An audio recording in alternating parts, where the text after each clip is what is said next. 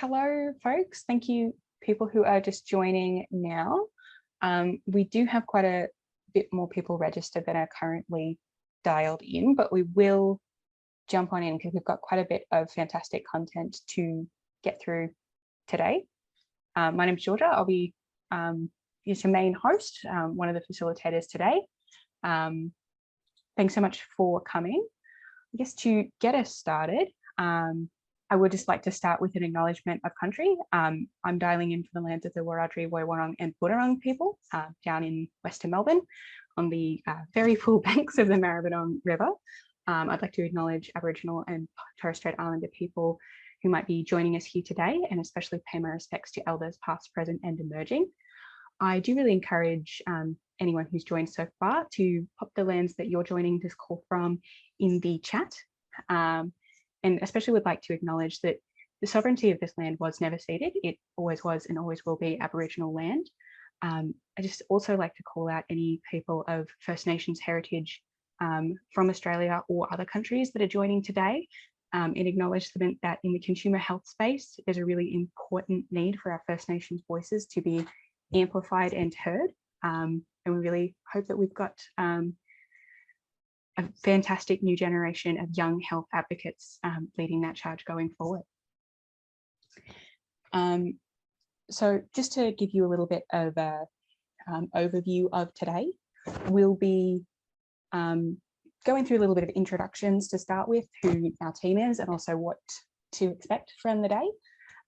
We'll be talking through some of the tools that we'll be using to share and engage in this session today. Then we'll be talking through some of the foundational knowledges that you will need as consumer advocates. So understanding your role, your responsibilities and your rights. After that, we'll have a little break. Then going into your toolkit as a consumer advocate and knowing the system. Importantly, we'll be finishing with a panel discussion with some of our facilitators who are here today and some of our Youth Health Forum young leaders. Really excited for that. If you we've already had some questions sent through with registrations, but if you think of any questions you'd like to talk to our panelists about later on today, please keep a note of them or pop them in the chat as we go. So before we start, we do want to have a little bit of chat about how we make this a safe and supportive environment for everybody who's here today. One of the most important things is obviously treating people with respect. We will be having some breakout rooms and some opportunities for people to discuss with each other. We do want to acknowledge that we've got a lot of different lived experience backgrounds here today. And the nature of lived experience is that it can be quite difficult for some people to share what they have been through or what their loved ones have been through. We really encourage people to take care of themselves. If you need to step away for any time, please do feel welcome to. There are also some support people that you can reach out to if you need. We have Louise here from the Consumers Health Forum, the National Facilitator for the Youth Health Forum, I think is the role title. But if you need anything, you're welcome to message Louise. We also have James here as CHF Tech Support. As the name suggests, if you have any tech support needs, you can message the CHF Tech Support account and speak to James and get some help with anything you might be having there. One of the other things that we wanted to let people know about and knowing what to expect today is that this will be an active participation webinar. It's not just us talking to you. You will have been sent the workbook. We have a lot of really fantastic activities in there for you to complete as we go through these conversations. There's also will be a range of different ways we'll be engaging and sharing as we go through this content. So one of the first things that I wanted to, excuse me, talk through today is just a little bit of an introduction. My name's Georgia, as I said. I'll be your, I guess, primary host today. But as part of our introductions, I really wanted to get to know everybody who's here. And we will be starting with a few different activities to get to know you all, but also to familiarise you with some of the tools we might be using today. As part of our introductions, one of the first things we'd like to do is use our annotate tool to see where people are joining this call from. So if you haven't used the annotate tool before, you can go up to the little green panel at the top of your screen to bring down the toolbar within Zoom. If you click on the annotate tool, you'll get access to the text and the stamp function, as well as several others. So please feel super welcome to turn those on now and start drawing all over the screen that I'm sharing.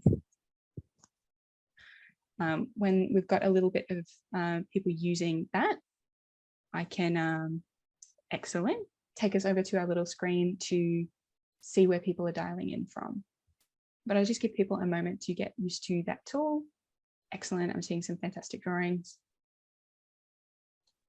We won't be using the annotate tool too much today, actually, but it is just a really fun function that I don't think gets used often enough when people are dialing into these Zoom meetings. Fantastic. So I'll take us over here to our next slide. And if you would like to put a little stamp using the stamp function on where you're joining from, or if you would like to use the text tool to write your name, you can indicate where you are joining this call from. I will put for myself a little star down here in Melbourne, which is where I am located. That's okay. I can see some text chat that some people are just listening along. That's absolutely fine.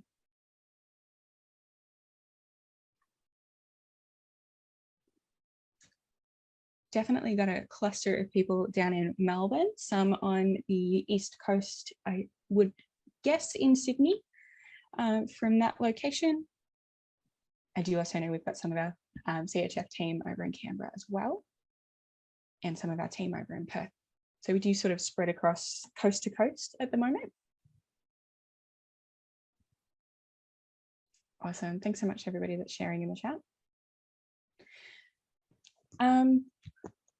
So one of the other tools that we will be using a little bit today are some Zoom polls. So I will clear that there. And one of the things that we wanted to set up for people is an opportunity to share how much experience you have in the space. Obviously, we've set this up as Consumer 101. It is intended to be for people that are a little bit new to this, but we also know that we have a pretty diverse range of people that have registered from the sounds of things.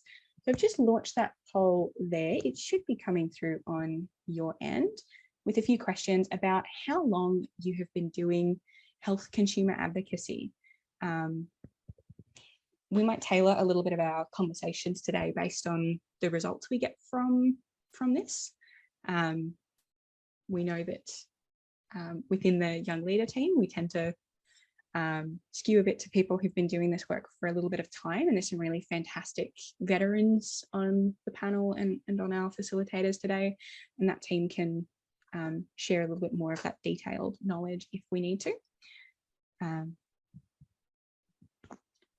Excellent. So it looks like most people have a little bit of experience, have been doing this for at least a year to 2 years. We've got some veterans along as well, which is fantastic. I will leave that poll open for a little bit.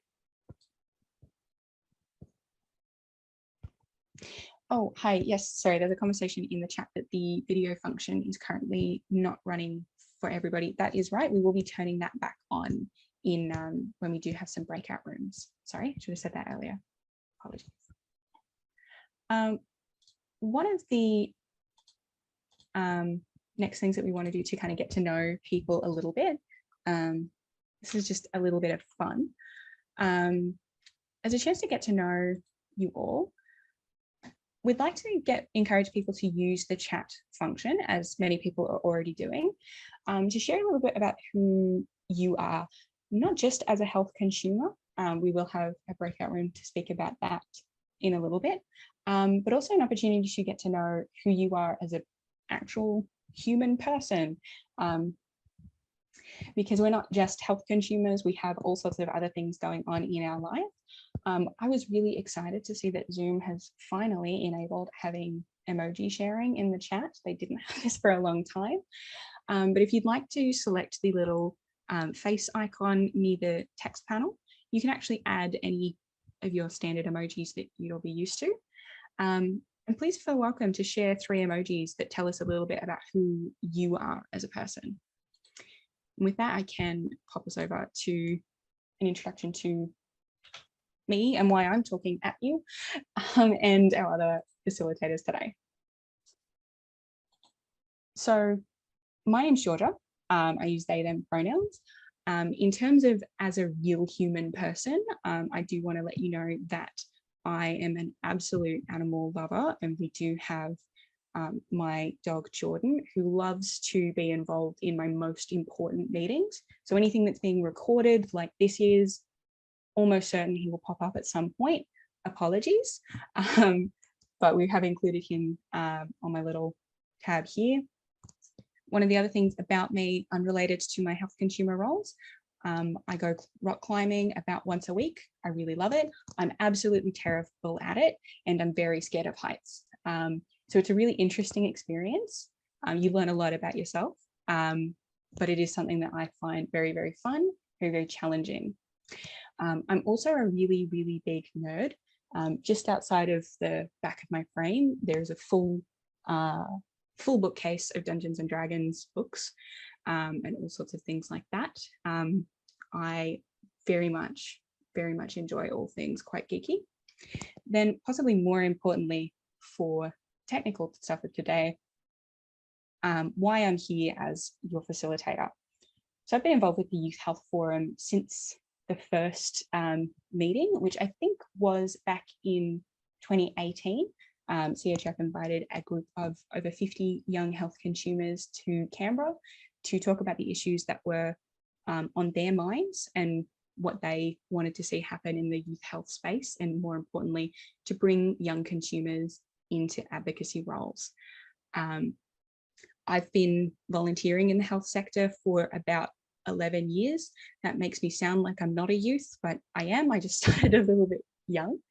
I am probably on the older end of the youth definition though, so I'll be talking a little bit about that later. In my professional background, I also have a psych degree and also facilitate consumer advisory groups and functions, and have set up a consumer advisory program within a community health centre.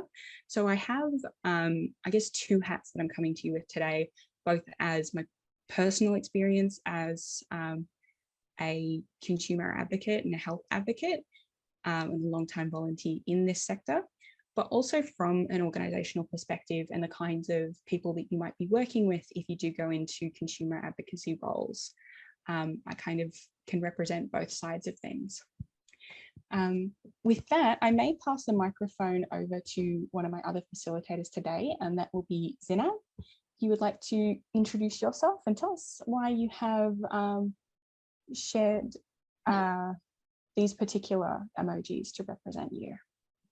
Thanks, Georgia. Hey, everyone. My name is Zainab. I use she, her pronouns. I'm speaking from Perth, Western Australia, Wajak Noongar Budja, and I'll be one of the co-facilitators today in this workshop.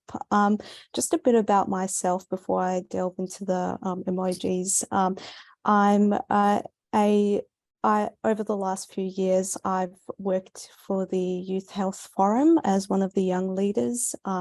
In particular, my focus is around diversity and inclusion, in particular, advocating for the rights of marginalised young people, especially from migrant, refugee and multicultural backgrounds. I've done a number of work around mental health advocacy, which is a huge area that I'm super passionate about. And yeah, I'm looking forward to having discussions with everyone today. Just from a non-health consumer perspective, the 3 emojis I've chosen is a guitar. So I'm a huge, massive music fan. So I play the guitar and I love music of all type. I'm also into the arts a lot. So I do some drawing and painting, and even though I suck at it, it's just a really good self-care avenue. And I also just do some hiking just for sporting activity, which similar to Georgia, I'm very bad at it, but it's just a great great avenue for me. Yeah, and that's it. Hello, everyone. My name is Jordan. I chose emojis less based on what I actually do and my hobbies and more about the vibe generally that they convey. The monocle emoji I was explaining to Georgia before, I use excessively, and I really don't know why, but I suspect it might be to do with the fact I actually do quite a bit of particularly when I was younger, I did a lot of reenactment kind of stuff. I'd get, dressed up as a foppish young man from the 1920s and that type of thing. So I've always wanted to have a monocle. I used to have a very, very large pocket watch collection. So I think it summarizes my personality quite well. The other two are just things I like to eat. And watermelons as well, because I've got a lot of watermelon printed clothing. It's just a kind of a fun thing, and it's a big part of the way that I like to see myself is, kind of sweet, a little bit sour, might get stuck in your throat. From the actual professional perspective, I've also been a consumer advocate since I was quite young. So I started when I was about 17. So I've got about 5 years experience now. Like Zainab, I did quite a bit of work in the mental health advocacy space, but my actual personal consumer journey started when I was about 10 or 11 years old. So I was born with a number of congenital birth defects that had to be addressed with surgeries over the course of my childhood. But the reason that I did mental health advocacy was seeing the very different response that systems give you when you've got a physical health diagnosis as a child and a mental health diagnosis when you're an adolescent and a young adult. So trying to reconcile the differences in the way that I was treated for those two separate conditions was quite interesting. And that's why I still do what I do today. So I'm also a young leader on the Consumers Health Forum, and I'm on a number of committees, both in my state of Queensland and a few of them nationally as well. And I'm really passionate about managing transitions of care, but also just ensuring that young people are represented at decision-making levels. We're very large consumers of health services, one of the largest actually, but we're not really represented in health service planning at the policy level and especially at the political level. So that's really where my interest lies, and that's why I'm really happy to be here with you guys today. Awesome, thank you both. You'll hear a lot from Zainab and Jordan as we go through today, and they will be part of our panel. So if you've got any questions about their experience or anything you'd like to pick their brains about, please feel welcome to either pop things in the chat or write things down for questions later. Speaking of writing things down, you have been sent a workbook as part of this session, and there is a lot of space in there for activities as we go, and then some space at the end for writing your own notes. Really do encourage you to use that as we go. Particularly, we're going to speak a little bit about the consumer advocate role in a minute, but while we're reflecting on who we are as people and hearing a little bit about people's professional and consumer experiences, you'll see in the workbook there's some space to think about what your experiences are as a health consumer, both your personal experience, your lived experience, your loved experience through people very close to you, and your network experience. So things that you have heard from the communities that you're a part of or the organizations that you're a part of. And it's a really great opportunity for you to kind of reflect on the skills that you have, the perspectives that you have, and what you will bring as a consumer advocate. So do encourage you to start working through that activity while we talk a little bit about the role of a consumer health advocate with Zainab.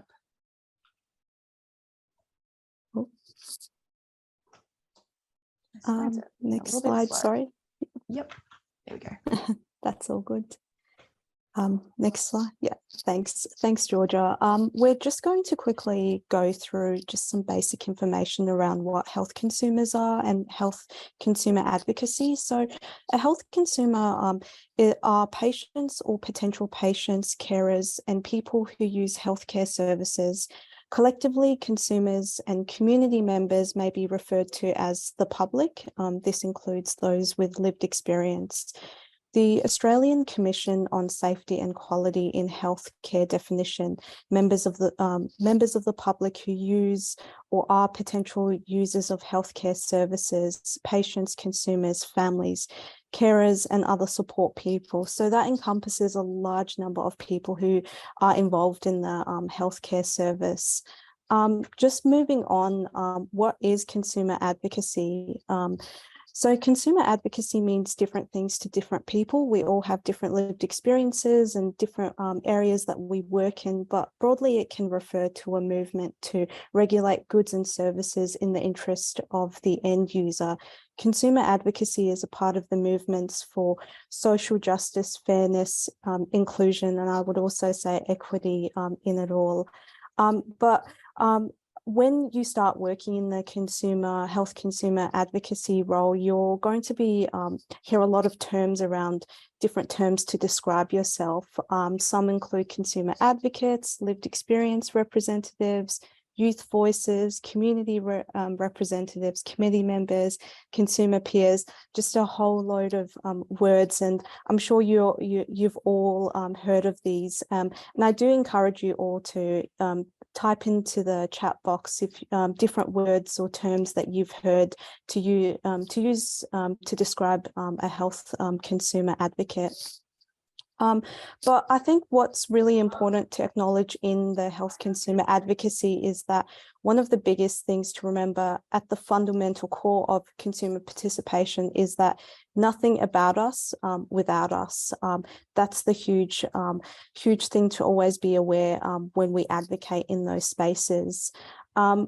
That's a lot of brief information about health consumers and health consumer advocacy, but we're now going to move on to a short activity. We're going to go into breakout rooms and just have a brief discussion around two questions. What drives us as consumer advisors to offer service, advice, and advocacy? And also, why are you here and what impact do you have? We're going to break into groups soon, and yeah, we'll start that conversation. Thank you. Thanks so much, Zainab. For our tech team who's setting up the breakout rooms, could we have around 3 people or so in each room? And maybe we'll have that conversation for around 10 minutes. So for our guests, this is a real chance for you to talk through this question with some other young health advocates, really thinking about what brings you here. What are you looking to do and achieve through these kinds of roles? And I will let you know that we'll be coming back to these breakout rooms again in a couple of minutes to continue the conversation. So it is just a first introduction to speaking with your peers about this. Our tech team, are we ready to go with those breakout rooms, or do you need another couple of minutes? Just one moment, sorry. No worries. While the team is setting that up, I think Zainab said something really important, that there are a lot of different terms used for these kinds of roles. If you would like to pop in the chat any terms that have been used for roles that you've used or roles that you have seen around, we'd love to hear what different options there are for this kind of thing. We will be using the term consumer advisors or consumer advocates throughout, but it really does include all of those different words that people use to explain or to describe lived experience participation. Health user is a very common one as well. I heard a really interesting one recently, Georgia, which was guest. So you're a guest of the service, and they were talking about this idea of transitioning from hospital to hospitality. And I thought that was a really nice idea from a psychological perspective, but I raised that there are some people who do receive health treatment involuntarily, and are they guests of the service, or are they, another kind of person in the service? I see Nell's put peer support worker in there. Yeah, that's a really interesting one, and we can definitely get into the differences and similarities, I guess, between consumer representatives and peer workers, because that's a really you know, for most of you today, I believe you've got a little bit of experience in this. There is a really big change recently in the industry about what that can look like and who these people are, and, you know, how do we respond to these changes? Yeah, fantastic. Are we ready to pop into those breakout rooms now? Beautiful. Looks like they are opening up. You should be able to turn your mics and cameras on once you're in there. If you have any tech problems, you can message us as we go. Thanks. Excellent. Looks like everybody is back in the main room. I hope I didn't interrupt any conversations there. I know it's always tricky in the breakout room spaces, but I hope it was a helpful conversation to people to get started in thinking about where people are coming from and the experiences that they bring. Again, I do really encourage you to be filling in some of the workbook sections as we go. They are kind of designed to give you a chance to reflect on your experiences and what you want in consumer advisory work, and as well as become then a resource that you can reflect back on after this session as well.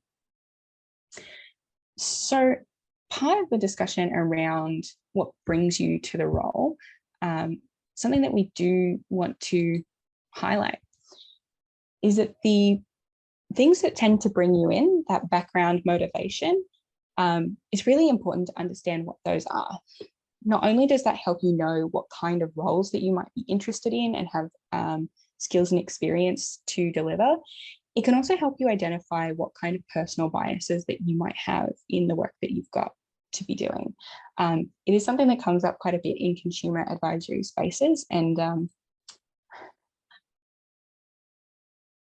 I do think, thank you for letting me know that the slides are sharing the wrong way around. Let's go that way. My screens are flipped. Let me know if that's sharing the correct piece there. So one of the important things about knowing what your motivation is in the space is being able to identify where you may have a personal perspective that is not quite, well, it is still showing the wrong thing. Thank you for letting me know, and apologies for the tech interruption. I'm just going to stop my screen sharing and start again.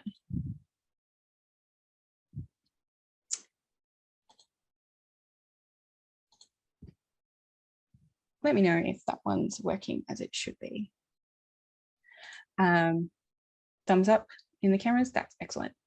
So the important thing with consumer roles is understanding not only what brings us to a space, what our role is, what our rights are, but also being responsible with the space that we have. It's not uncommon for people who have been in the space for a period of time, and I do see it more with non-youth consumer advocates than we do tend to see it in our youth space. But people will often come to a conversation with something that they're keen to advocate for, whether that is within the scope of the given project or role by definition. One of the things that's really important, and a lot of the things we'll be talking about today, is really reflecting on what a given consumer advocacy role is looking to do and how you can work towards that.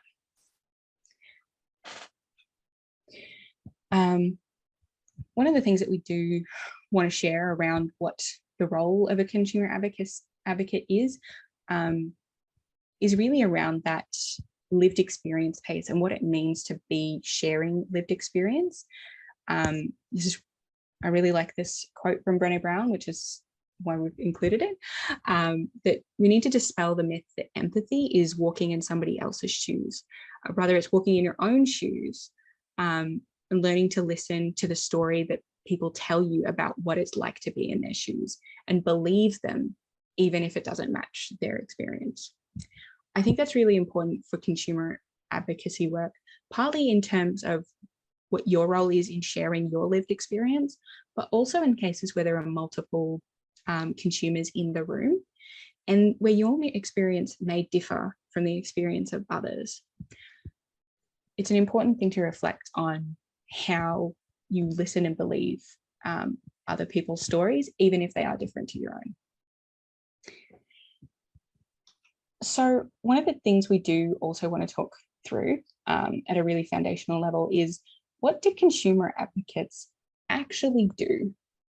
Because it is a space that's not necessarily as technical or as defined as it could be. And the important thing is that consumer advocates can actually do pretty much anything. The scope of what these roles can look like is really, really broad. It can be technical work, it can be writing, it can be designing, it can be public speaking and storytelling, art activities, all sorts of different things can be consumer advocacy roles. It's really important for consumer advocates to have a bit of a reflection on what kind of technical tasks you actually want to do. They'll help you know what kind of roles might be the right thing for you, but also it can help you learn what kind of skills you want to invest in. What kind of technical skills do you want to grow? What kind of practices do you want to make sure that you're getting more skilled and confident with? You'll see this list of different activities in your workbook. We'll be jumping back into some breakout rooms to talk a little bit more about what kind of things you would actually like to do as a consumer advocate. So the questions are around what kind of activities are interesting to you, and how would you like to spend your time as a consumer advocate? As we mentioned from that poll that we had earlier, most of the people here have a little bit of experience. So do feel welcome in those breakout rooms to have a conversation about what experiences you've had before and what you found good about them, that can really inspire other people. There is, again, some space in the workbook to write and reflect about these as well.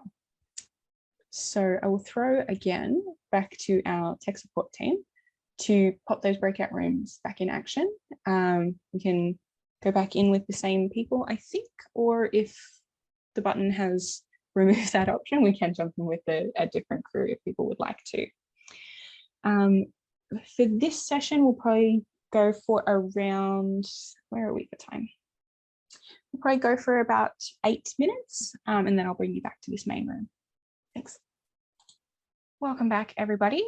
Thanks for participating in those conversations. I hope it's been interesting. I've really enjoyed my breakout room for both of those. So I will pass along the microphone here to Jordan to talk a little bit about what, so we've talked about your role as a consumer advisor, what that looks like. And now we're talking about what your responsibilities might be in that space. So Jordan, if you're happy to take it away, I will get the screen back up.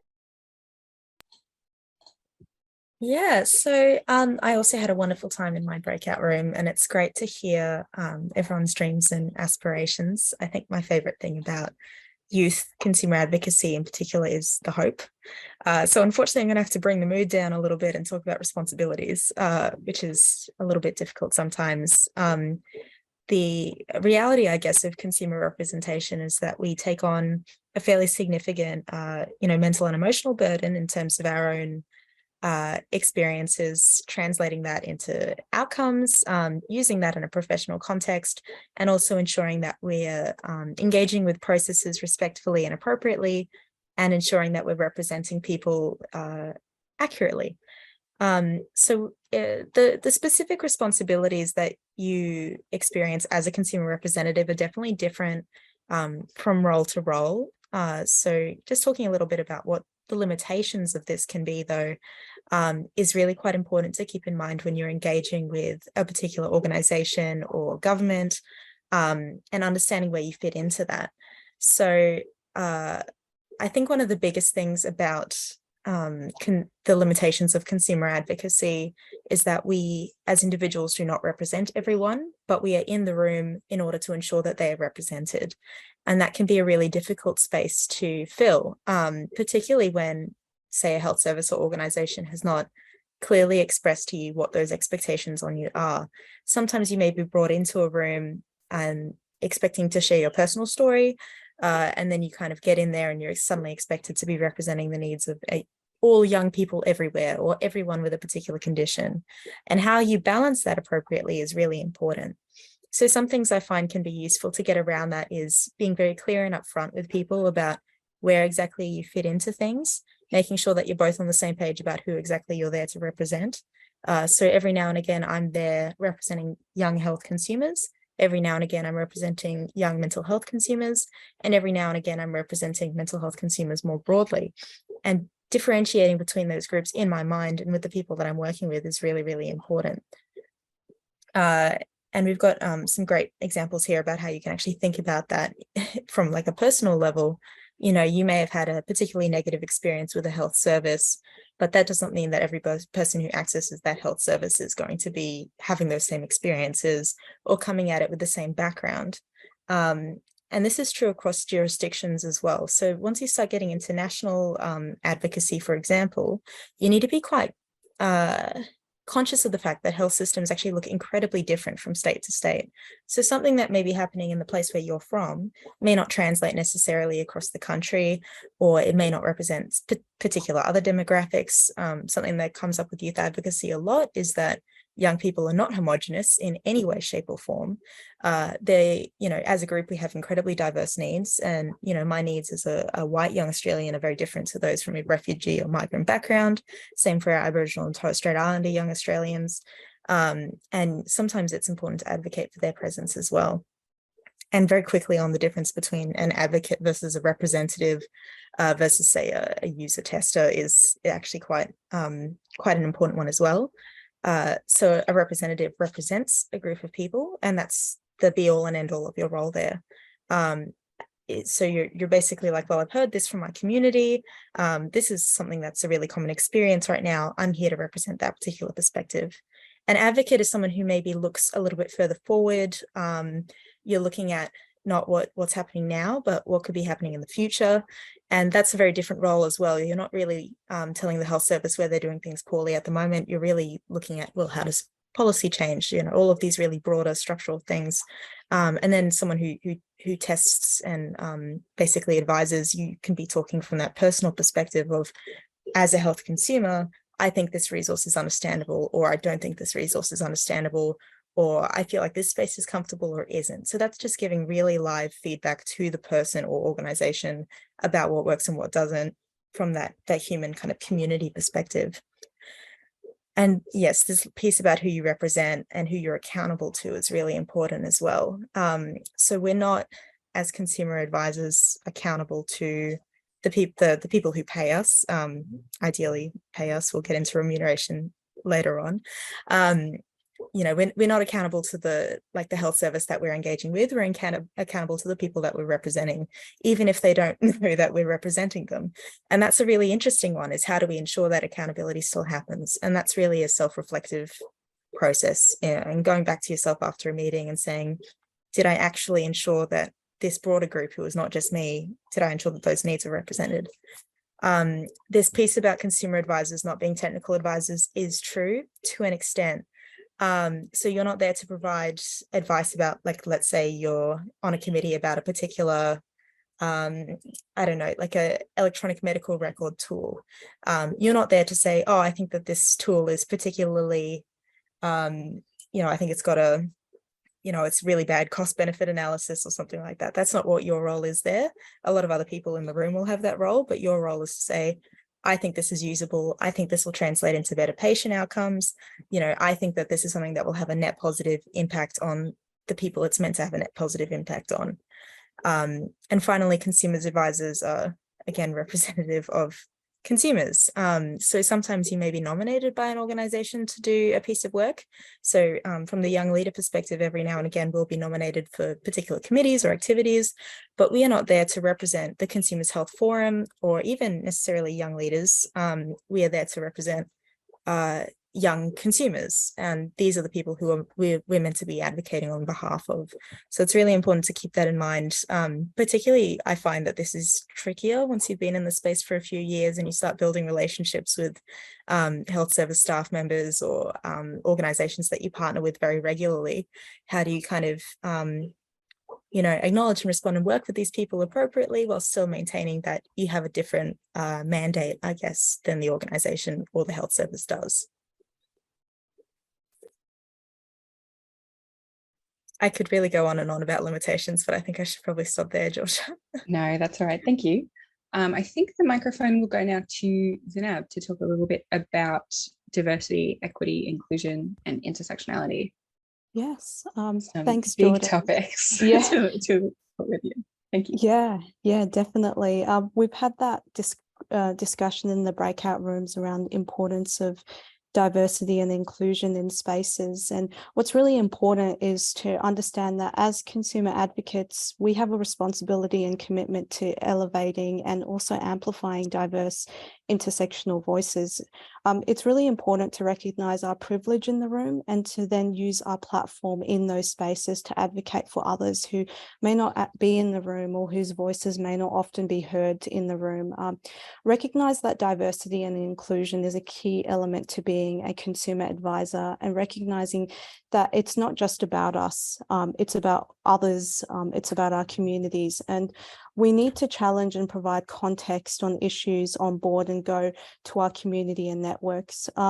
It's also really important to understand that whilst there are some trainings and resources that you can access to understand other intersectional voices, gender, age, disability, First Nations experiences, COLD and LGBTQIA plus experiences and awarenesses. It's also important to understand the importance that lived experience has in these spaces in addressing diversity, inclusion, and intersectionality. And one thing to note is considerations must be given to the most appropriate approaches when engaging with diverse communities, including providing support for literacy, understanding health, recognizing the ownership of knowledge, working with peak bodies and representative groups, but also ensuring that, we always make sure that access needs are always met, and also advocating for that when we try to advocate in those spaces.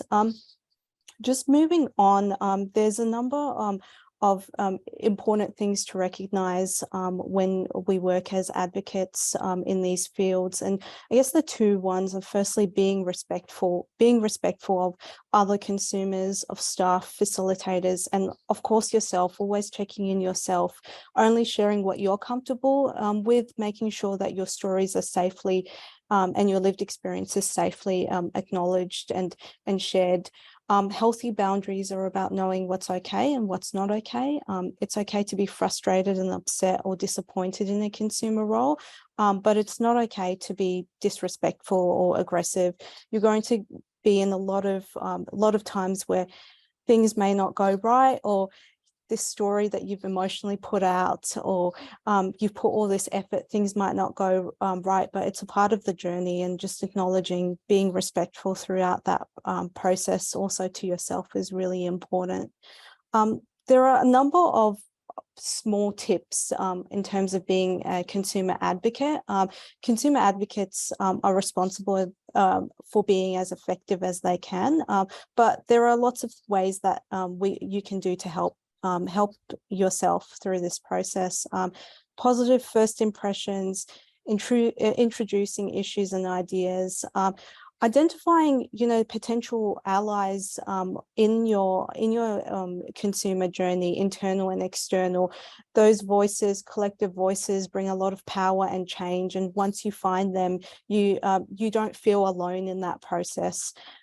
Consult opportunities, so always being a part of checking in webinars and forums and seeing what information's available, resources and trainings such as this, but also just other opportunities out there are a great way to upskill, and also just identifying different networks that are available, local networks, state networks, national networks, that you can just find those collective voices throughout your health consumer journey.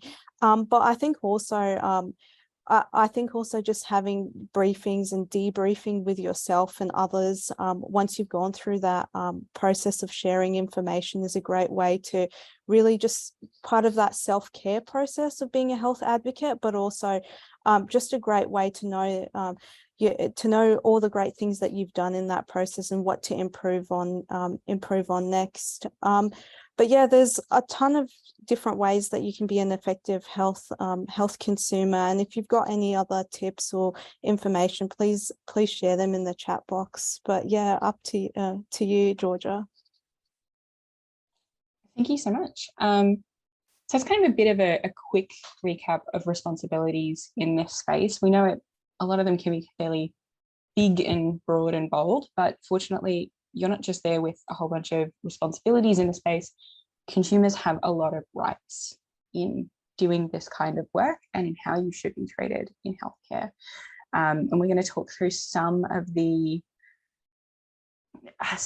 frameworks that are used for establishing your rights and some of the things you might want to know about in working in this space. So we'll be passing to Jordan to talk us through a little bit about this. And I will just let you know that there may be a very brief little quiz on this section. It's not difficult, but just letting you know so that that's not a test later. So I'll pass to Jordan to talk a little bit more about your rights as a health consumer and consumer advocate.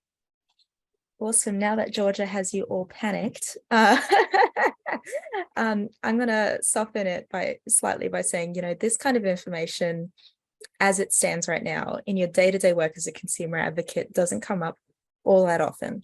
But it is really important to know because it gives context, I guess, to why consumer advocates exist, why organizations partner with us, and also what kind of rights we have in terms of what that partnership can look like.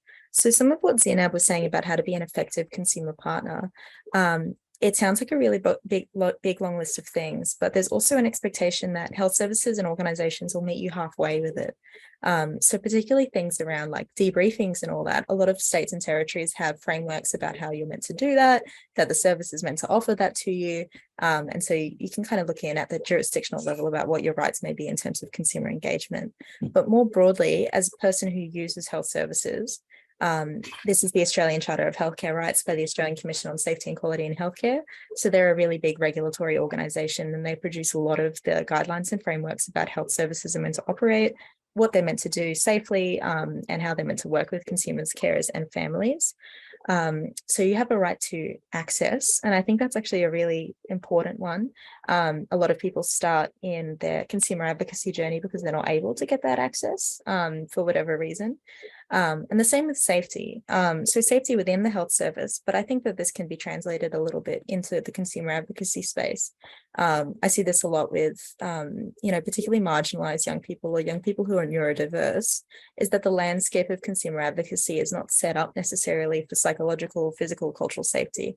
So that is something that you're still entitled to when you're engaging with organizations, just as you're entitled to it in your own healthcare journey. Respect, very much the same thing, and partnership. Now, this is the really key one because this is an articulated right as to why health consumers are allowed to be in the room, basically. It codifies, our reason for engaging with services. So if you kind of look back historically, even 10, 20 years ago, consumer advocacy was very much volunteer-led. It was people who were very passionate, who created spaces for themselves, but it was very unrewarding and there weren't a lot of structures to support that kind of advocacy.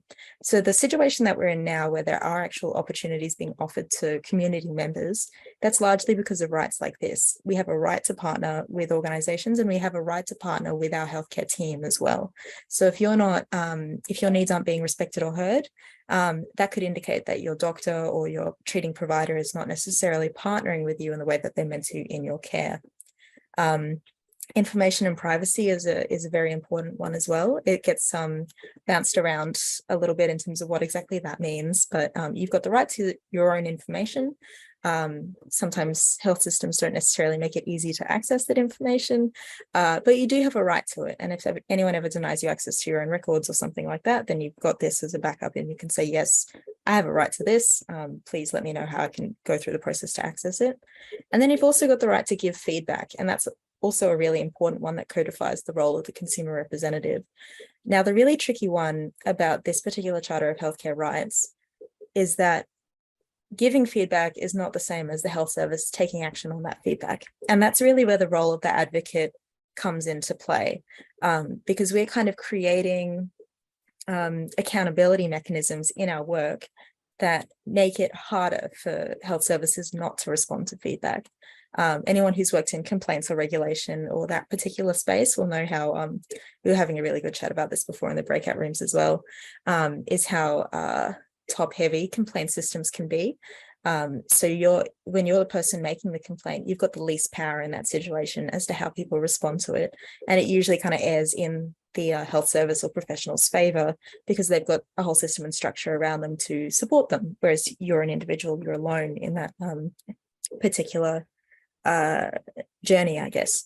So one of the benefits of being a consumer advocate is, as a community, as a workforce, we actually create a large population of people who will fight together essentially to ensure that feedback is acted upon, that there are changes to structures and systems in order to improve outcomes, like at the actual person level instead of at the policy level. So this is that, when you think about your rights, it's really important to have them. If you feel like something may be wrong, this is the document that you pull out, but it doesn't cover everything. And there's definitely still spaces for us to to really ensure that our rights are being respected. And, that's part of the responsibilities and limitations part. But the good news is that we're all doing it together. So next slide. Thank you. This is another one by the Australian Commission on Safety and Quality in Healthcare. And this is it's called Standard 2. So there's 7 national standards applied to health services and organizations. Every single one of them needs to comply with these in order to be accredited. It's another one of those things that aren't really important in your day-to-day work, but you'll actually go out and you'll find that a lot of health services in Queensland, we call them hospital and health services. I think down south, they're called local health districts. But they'll usually have committees that are specifically dedicated to ensuring compliance with these standards. So if you want to kind of get started in that kind of local space, I would strongly recommend seeing if your local health service has a committee dedicated to this particular standard. And if they don't have that, that's really good evidence that they maybe aren't complying with it. This is also a standard that you can use if you're looking to create opportunities for yourself within your local area. Like, let's say you've had a series of really negative experiences with a particular hospital, that a lot of other people have had these same negative experiences. That's when you can contact potentially the hospital board or your local HHS board and say, hey, so there's this partnering with consumer standard. I've got some issues. I would really like to work with you to fix them. This standard says you have to do that. So that's really helpful, I find, for I find in the urban areas, we've got quite a bit of opportunities for consumer advocates. When you get out a little bit more regionally, then it kind of goes a little bit quieter. And I'm sure people who live in the regions understand that you've got to do quite a bit of work actually to make opportunities occur sometimes. And this is a really good one to approach people with. And this is patient person-centered care. So this is a word that I'm pretty sure most of you will have heard before, but it's for anyone who doesn't know what it is, it's essentially ensuring that the person / consumer / health user, whoever is accessing that healthcare is at the center of decision making, is the person who defines what the healthcare journey looks like, has ultimate rights around who's in their team, what that care looks like, ensuring that basically care wraps around them instead of being dictated to them. And this is, I think, something that's really, really important. It's something that a lot of health services are talking about, but they don't necessarily do it very well. So how do we translate this, this nice hypothetical concept of person-centered care? What does that actually look like in practice? And that's where we as consumer advocates also have a role, because as many times a lot of us will have negative experiences with the health system. A lot of times we'll also have positive ones. So it's drawing on that, saying, hey, this is how we model person-centered care. Have you considered doing this? Where is the person in this particular model? I think that's the question that we need to kind of keep coming back to for this particular issue is, where is the person in all of this? And if you can't find them, if the service can't explain to you where they are, then that's a really good sign that they're maybe not complying with person-centered care standards. Yes, so the complaints process, as you briefly mentioned before, so you do have the right to compliment and complain. So this is a really, really tricky one because there's lots of different ways in which people can complain. The state commissioners one is quite an important one. And then the particular health services and all of that. The Australian Health Practitioner Regulation Agency is very useful for individual providers. Like, let's say you've had a really negative experience with one particular surgeon, you can report that to APRA. They will look into registration, and there may actually be some consequences for that particular provider. And then the Health Ombudsman is a really good one because they're quite a high level of complaints processes, and they're independent of the health system for the most part. So if you feel like you're not really getting anywhere with state commissioners or other health services, then the ombudsman is the person that you talk to. But as mentioned before, complaints processes can be quite difficult to navigate and really confusing and really intimidating. So one of the things that we can do is absolutely encourage safer and more appropriate complaint services, hold health services and systems accountable when they're not responding to complaints or measuring them. That's a really big one, is sometimes people will register that a complaint has been made, but not what the nature of that complaint was or whether it was resolved. And we can also encourage our friends, family and kin to make complaints themselves if they're experiencing negative health situations. I think it's actually a process that's really underutilized by the general population.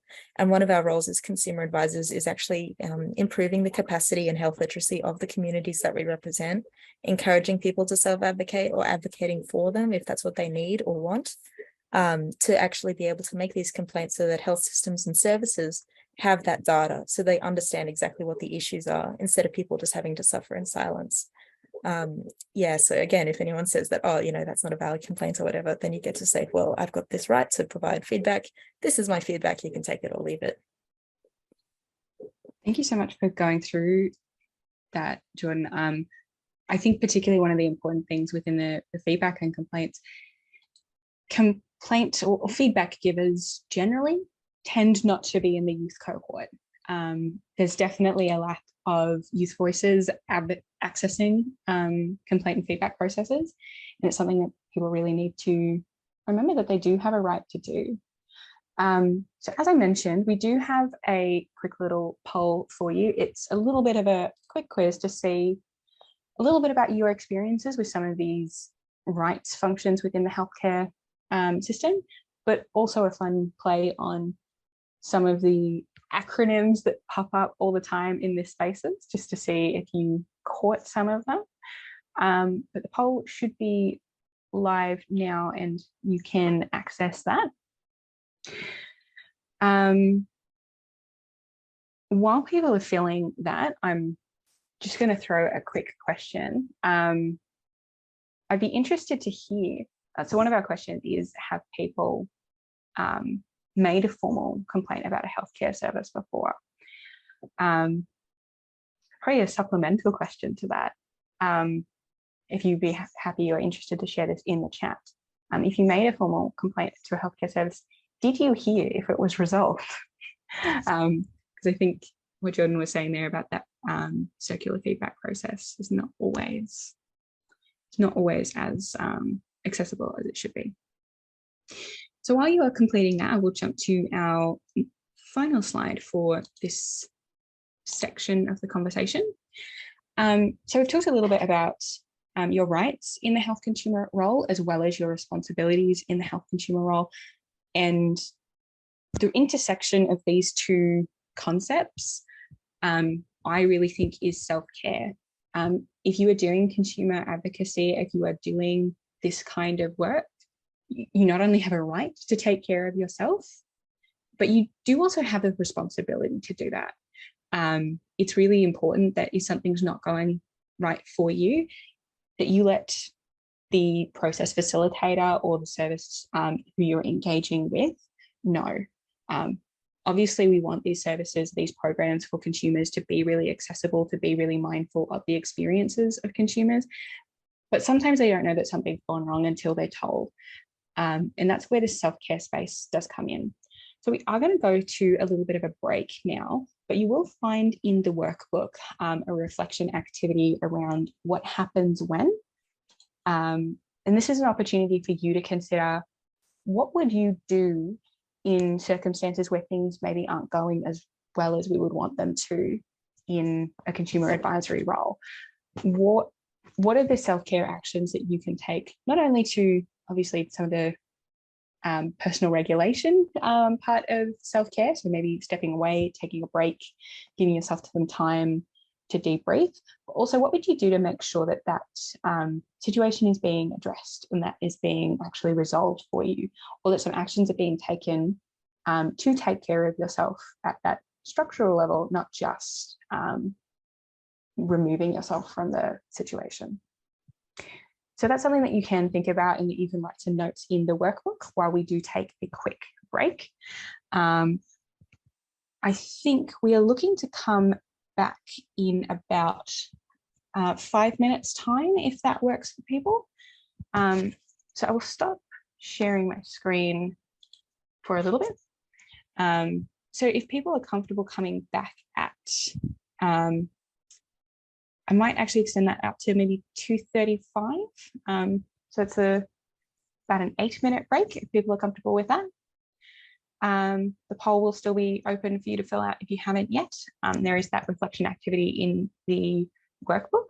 When we come back, we'll be talking a little bit about how we translate those rights and responsibilities into really doing the work, and what are the tools that are at your disposal to help and support you. So thanks everybody so far. We'll be back at 2:35. Hello and welcome back, folks. Give people just a second to share to come back in. I'm just going to share the poll results for you on our quiz there. I'm very pleased to see that you all picked up my trick question on remuneration. 100% success rate on the quiz. So thank you. So as I mentioned, we'll be jumping back in by talking about people's toolkit in how we translate some of these rights and responsibilities as health consumers into actual practice. What do we do to make these things a reality? And for that, I do believe I'm handing the microphone over again to, where am I at on my run sheet? I think we are, no, I'm not handing the microphone over, I'm continuing, my apologies. So can I just get somebody to check which screen is sharing? Have they flipped around again, or are they sharing the right one?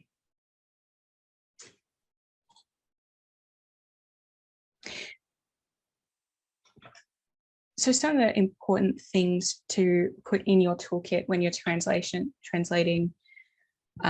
these values and rights and responsibilities into the practice of consumer advocacy are resources. We've got a lot of really fantastic tools available through the Consumers Health Forum as the peak body nationally for consumer advocacy in the health space. There's a lot of really great tools to let you know kind of what to expect when you engage in these kind of activities. There's also a lot of really fantastic resources for organizations that are looking to start building consumer advocacy processes or programs. So we do also recommend it for I guess staff as well as for consumers. But the Consumer Advisor Toolkit, the consumer fact sheets and guidelines are some of the really good resources that you can find on the Consumer Health Forum website. One of the other fantastic resources that you can access, again, through CHF, are your colleagues in this space, other young health consumers, like the Youth Health Forum members, of which we've got quite a number in our online groups, newsletters, and events like these. We also have our Young Leader team, including our other facilitators today. And those people are a real resource, I think, in terms of learning about this space, being able to form connections, really being able to grow and develop in doing this kind of work. One of the other resources that is readily available for you is training. The CHF does sessions like today, as well as some of our other masterclass series that will be running over the next few weeks to into the next few months. But there's also some really fantastic training available through the state consumer health peaks, through research organizations, and through a lot of co-design facilitators that are doing work on what these kind of processes can look like. We really recommend connecting in with the state organization who's doing consumer leadership in your area. We do have a list of some of those in the back of the workbook, as well as some of the other organizations that are really connected to the space that you are passionate about. For example, patient-led support groups that are condition-specific are a really fantastic way to connect not only with other people and other consumer experiences, but also with opportunities to advocate for those condition-specific challenges or considerations. There's honestly a lot of opportunities out there for training, both locally and nationally. I think in many ways, some of the movement towards online training delivery means that some things can be more accessible, especially if you are in a regional or rural area, or if you're one of our team members that's dialing in from not Melbourne, Sydney, or Canberra, where a lot of these things tend to congregate. So I really do recommend seeing what's available in your local region or what you could connect with online. In terms of consumer advisor training specifically, the Health Consumers New South Wales has an online training program that is completely free. So does the Telethon Kids Research Institute. There's also some paid opportunities for training through groups like the Health Issues Centre, Health Consumers Queensland, and Health Consumers New South Wales as well. Some really important things to know when you're starting in a consumer role. This can be kind of a bit of a checklist that you can go through, and you will find an actual checklist in the back of the workbook. And again, these are referencing the CHF guidelines for consumer advisors, but really important processes to go through and things to kind of put in your toolkit is a key understanding of what the obligations of a consumer advisory role or project that you're engaging in are. What are the expectations? So some of the basic content, if there's a strategic plan that you can read through, or if they're like daily meeting agendas or related to things like that.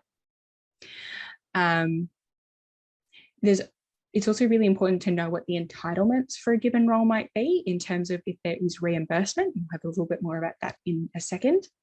And important to know what the expectations are before, during, and after the meeting. Many roles do expect that there is prep done outside of those standard times. And as we noted earlier, there is a real responsibility in this space to be as effective as you can.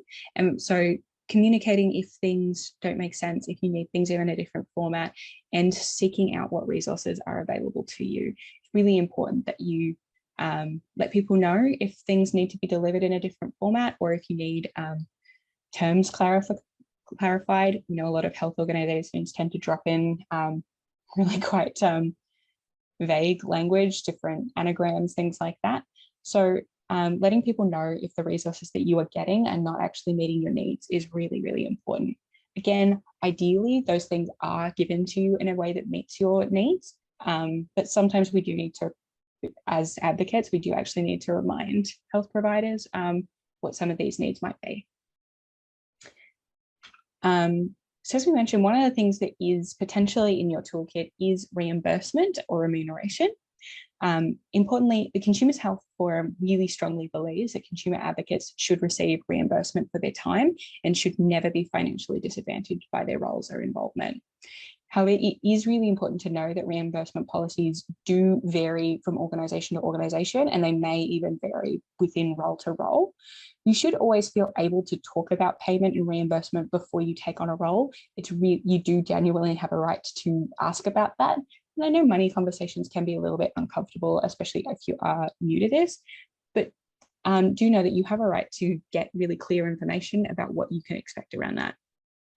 Speaking to the committee lead or secretariat is sometimes the term that will be used for some of the more formal board type arrangements before commencing the role. Is really important to understand not only the payment requirements, because often you will have to do potentially quite a bit of paperwork for the systems to be able to pay you, but also what the timeframes are around, about when you should expect to be paid, what the rates are, and also understanding any tax requirements is also really important.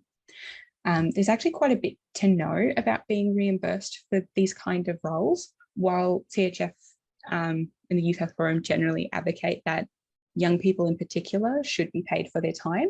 I think we've all been in consumer advisory roles where everybody else in the room was being paid to be there, except the consumers, which really does sort of set up a not only access equity, but it is a bit of a power differential in the space as well.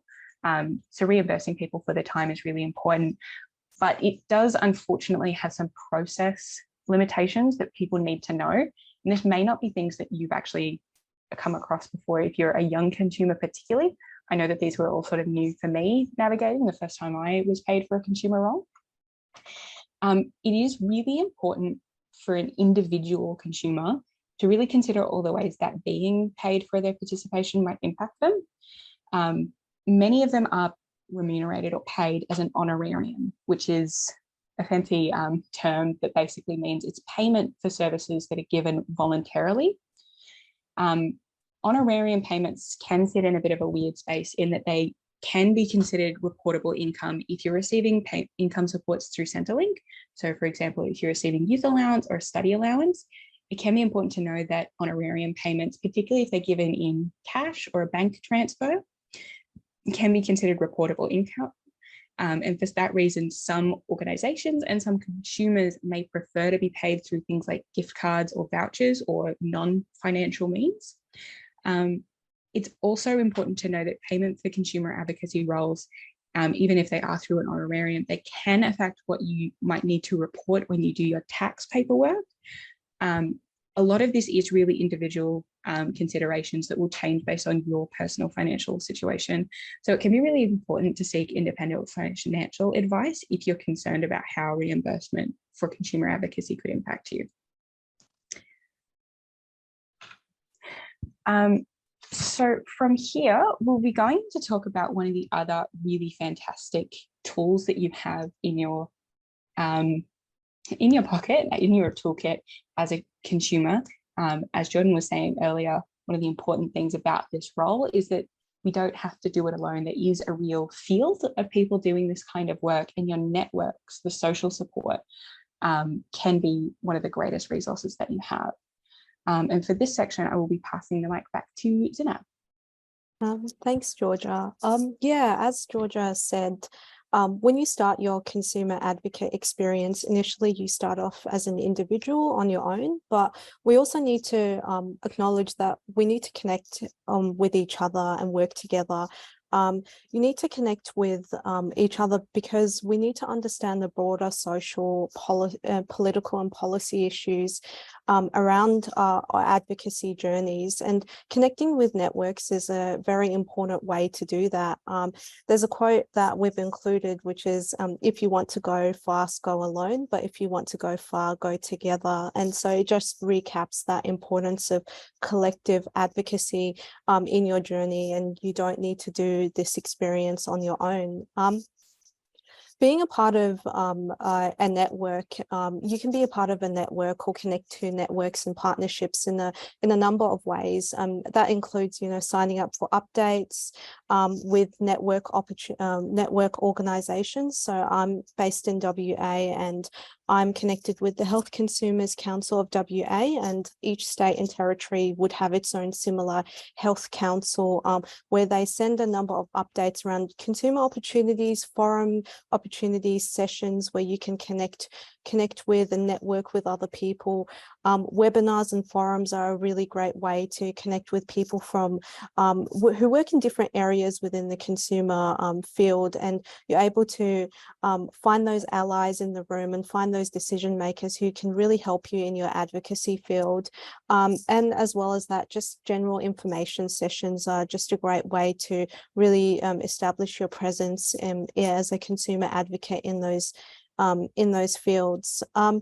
it's also really important that you connect your work to consumer and community issues and understand the concepts, recognize the external impact areas and the information you can access to support you in your understanding, and be aware of the different views of the community and the importance of an inclusive approach to health and policy decisions. There are so many different types of networks to be aware of, and peak bodies locally, as I've said, your own health council within your own state or your own area.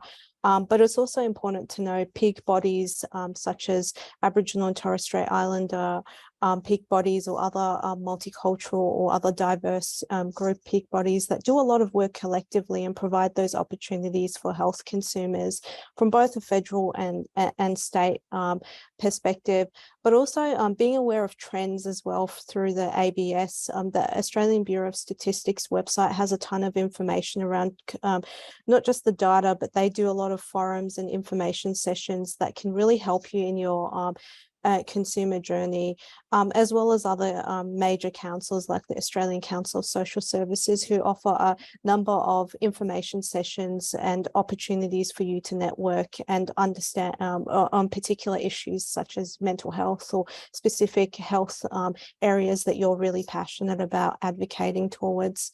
But unfortunately, what is really important to acknowledge that sometimes it's not what you know, it's who you know.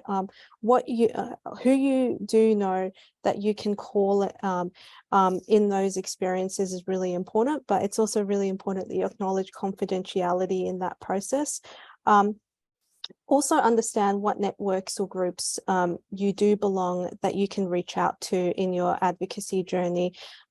Even just consider reaching out to consumers of Health Forum or your state consumer peak organisation to gain an understanding of the current issues and how you as an individual health consumer, where you can help support or find those particular areas or roles you want to provide support in. And as briefly noted by Georgia, just understanding, recognizing potential conflicts of interest in your involvement. You might be involved in a number of different advocacy or networks, but it's always just important to be aware of the conflicts of interest, being aware of when you need to step back in roles where you might have a conflict, and just constantly being aware of that. Also, if you have any issues, just seeking external support, possibly through CHF, around what you can do when you are when you do have a conflict of interest in that. We're going to move on to a quick activity just in the chat. If you could list a few networks that you're currently involved in or you've heard about in your state, that would really be helpful. Thanks so much, Sana. Yeah, I think the sharing the networks is an important part of particularly what CHF and the Youth Health Forum do.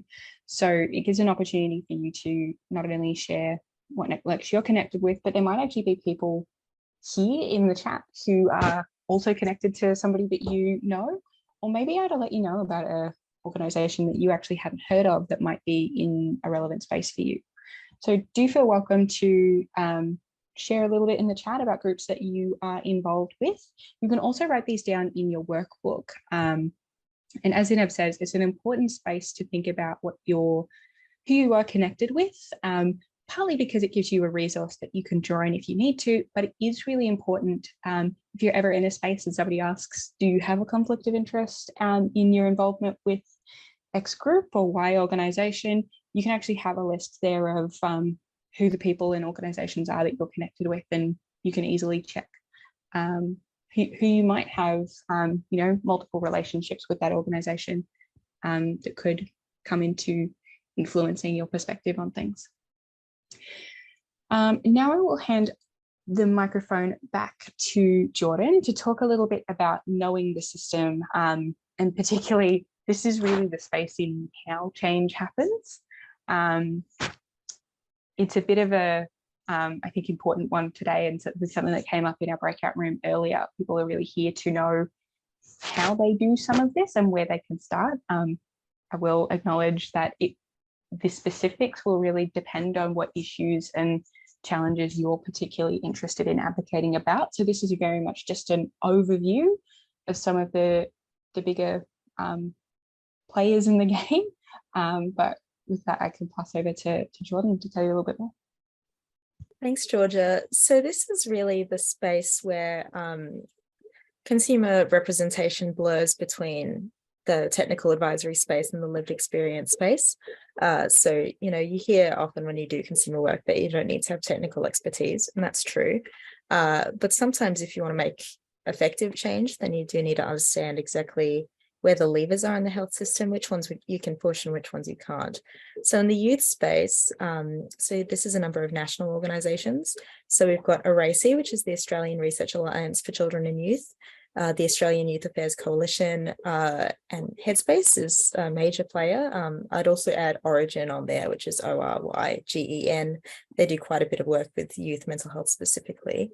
And then the Royal Australian College of General Practitioners is always a really interesting organisation because they're really representing the needs of GPs, but they do quite a bit of work that does affect young people.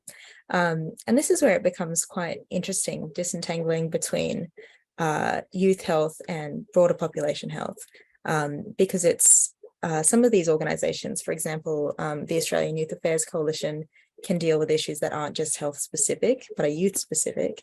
And then other issues are going to be health specific, but not youth specific, but they all have very important parts to play in actually influencing the healthcare system.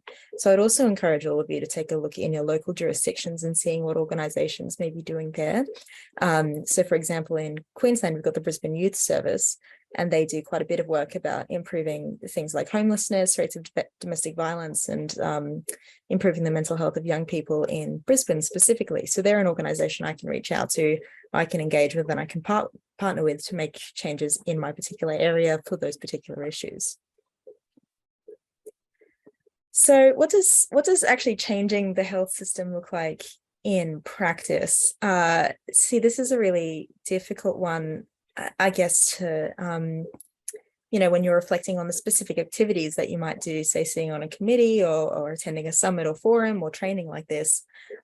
Sometimes it can feel a bit hard to realize how do we actually make these big changes in these day-to-day activities. So it's really important to keep in mind these three concepts. So understanding the issues, like Zainab said, being really attuned to what your particular community is advocating for at that period of time, representing that adequately, representing for other people to be involved if you feel like you can't represent that adequately, and understanding where issues should go.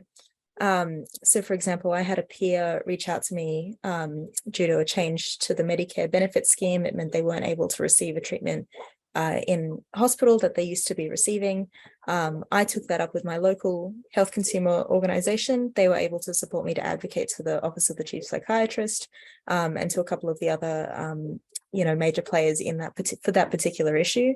But if I had have done that on my own, or if my peer had have done that on their own, and we hadn't gone through the consumer advocacy organisation first, it would have been much harder to get in that room and have that conversation about that particular issue. So just understanding the steps in the process around that. And that comes back to the second point, which is recognising who the actual decision makers are and what your role is in that. So it can be really important, I guess, to understand about, how much influence we can have individually as opposed to collectively, or when we're kind of working with organizations.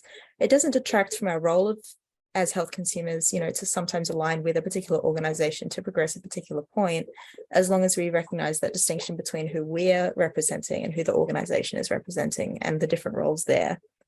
And finally, the awareness around the system drivers, processes, how decision-making actually happens. That's a really important one, because if you don't know how decision-making happens, then it's hard to get in the room where it happens, to quote Hamilton unintentionally.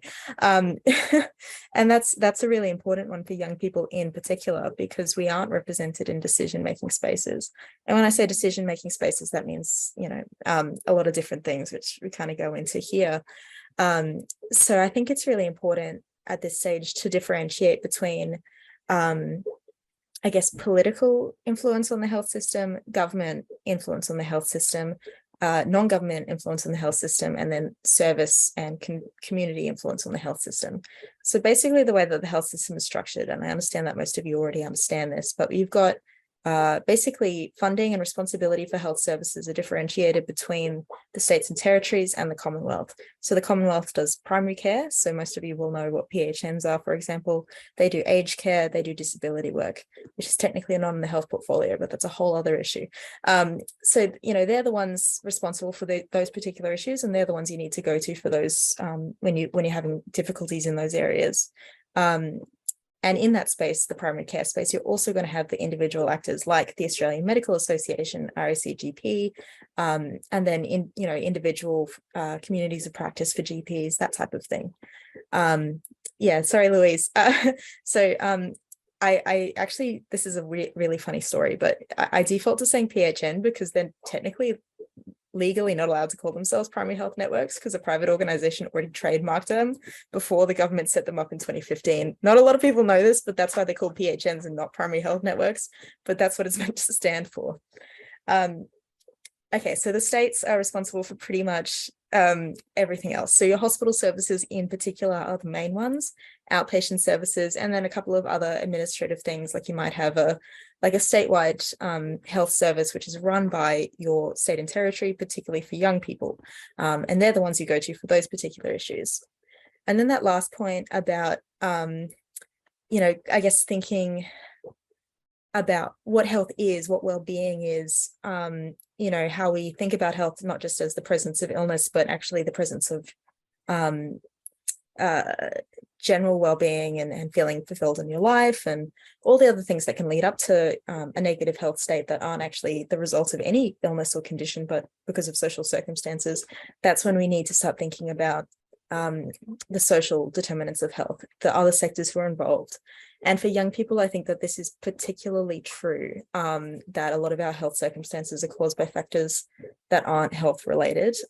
One big one is education. They've got a really huge influence on the lives of young people, but don't have any specific mandate to keep us healthy. And our rights within that system are kind of different to what they are in the healthcare system. And ensuring communication between that can be really, really important.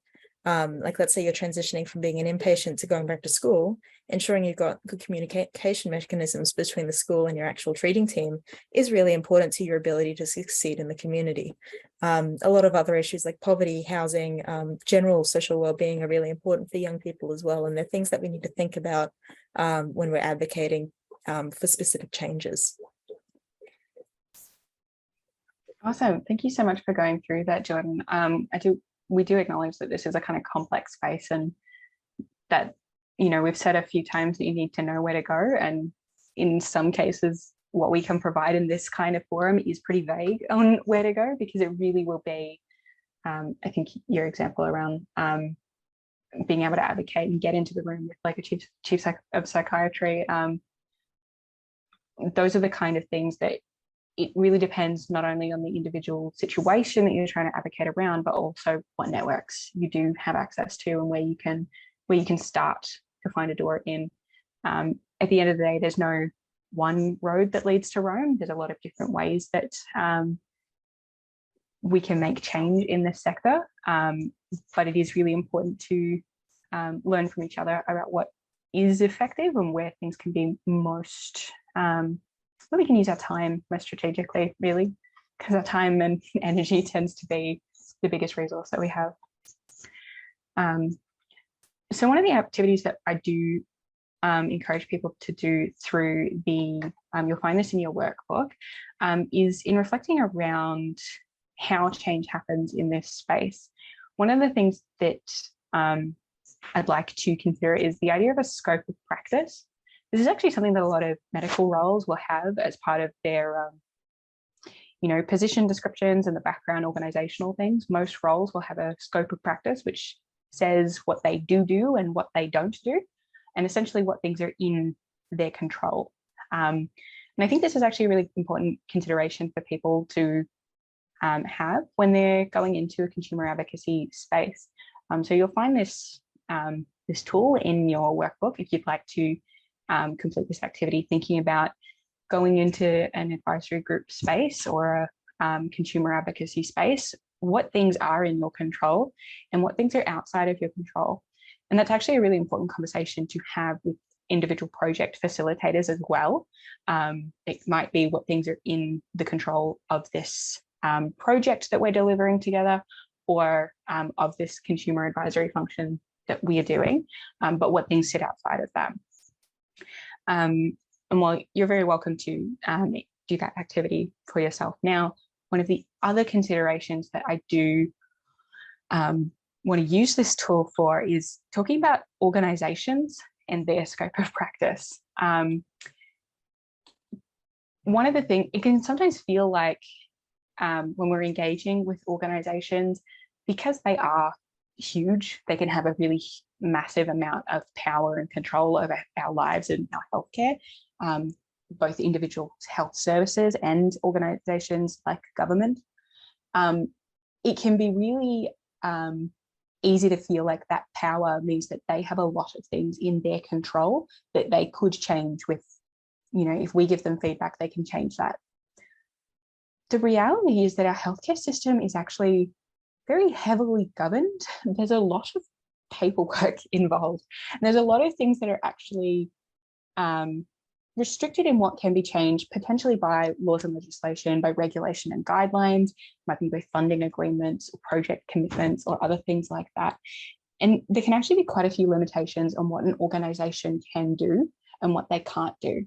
So I think it's really important to, when you are working with organizations and decision makers, really asking about what can we change and what can't we change. It can be a great way to understand what is within their control. So some of the things that may be, depending on the organization or what level you're engaging with, some of the things that may be within their scope to change might be things like the language used, internal service guidelines, and how some internal processes, potentially like complaints, how those internal processes work. That might be within an organization's change to do and deliver. But some of the things that might be out of scope are actually some of the things that tend to matter most to consumers. That those questions around what funding is available, what funding can be used for, when things need to be done by. Some of those things can actually be quite difficult for organizations to control, and particularly in the sense of when things need to be done by in consumer spaces. Many of us have had the experience engaging with the consumer advisory function, potentially in co-design. It particularly comes up where there's a really great project idea, but it needs to be done within the next 5 minutes or by the end of the financial year or the end of the calendar year. There's a really tight timeline about when things need to be done by. And as consumer advocates, it's really kind of can be frustrating going in and be like, why can't we change this deadline if it's not working for the kind of consumer participation we want to do? And a lot of the time the answer is funding, and those kind of timelines can't be controlled by the organization a lot of the time, or they have limited control over what they can do. So these are just a few things that are really helpful to know if you're coming into this space, and if you're maybe wondering why on earth is the organization doing this way. Often the answer might be because some of these things are outside of their control. It's really important to have those conversations to understand what that might affect in your role. So we're nearly towards the end of this, this particular part of our webinar. We will have the panel before we finish. But one of the things that we wanted to finish on is a little bit of a conversation around thinking about the future. One of the things that's kind of unique about youth health advocacy in particular, and quite exclusive to health advocacy more generally, is that over time, all going well, eventually youth health advocates will no longer be youth health advocates. We do all approach not being a youth as we go. For myself, that's actually approaching quite quickly.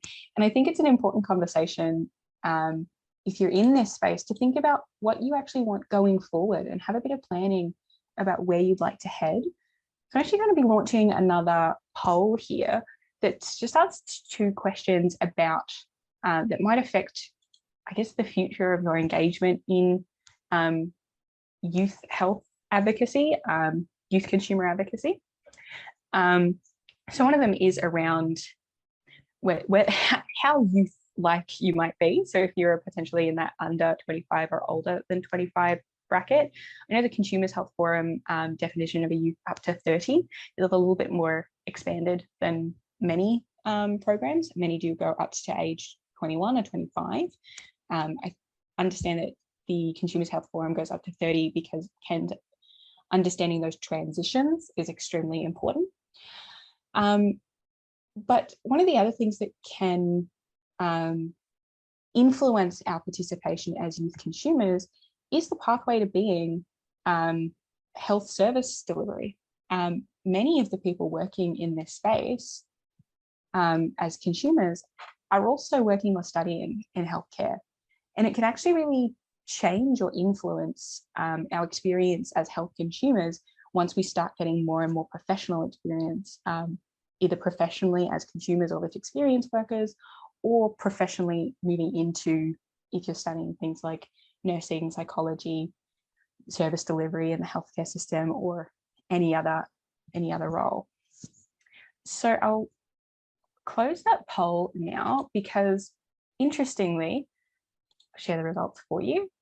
So about 57% of our group here are aged 25 or older.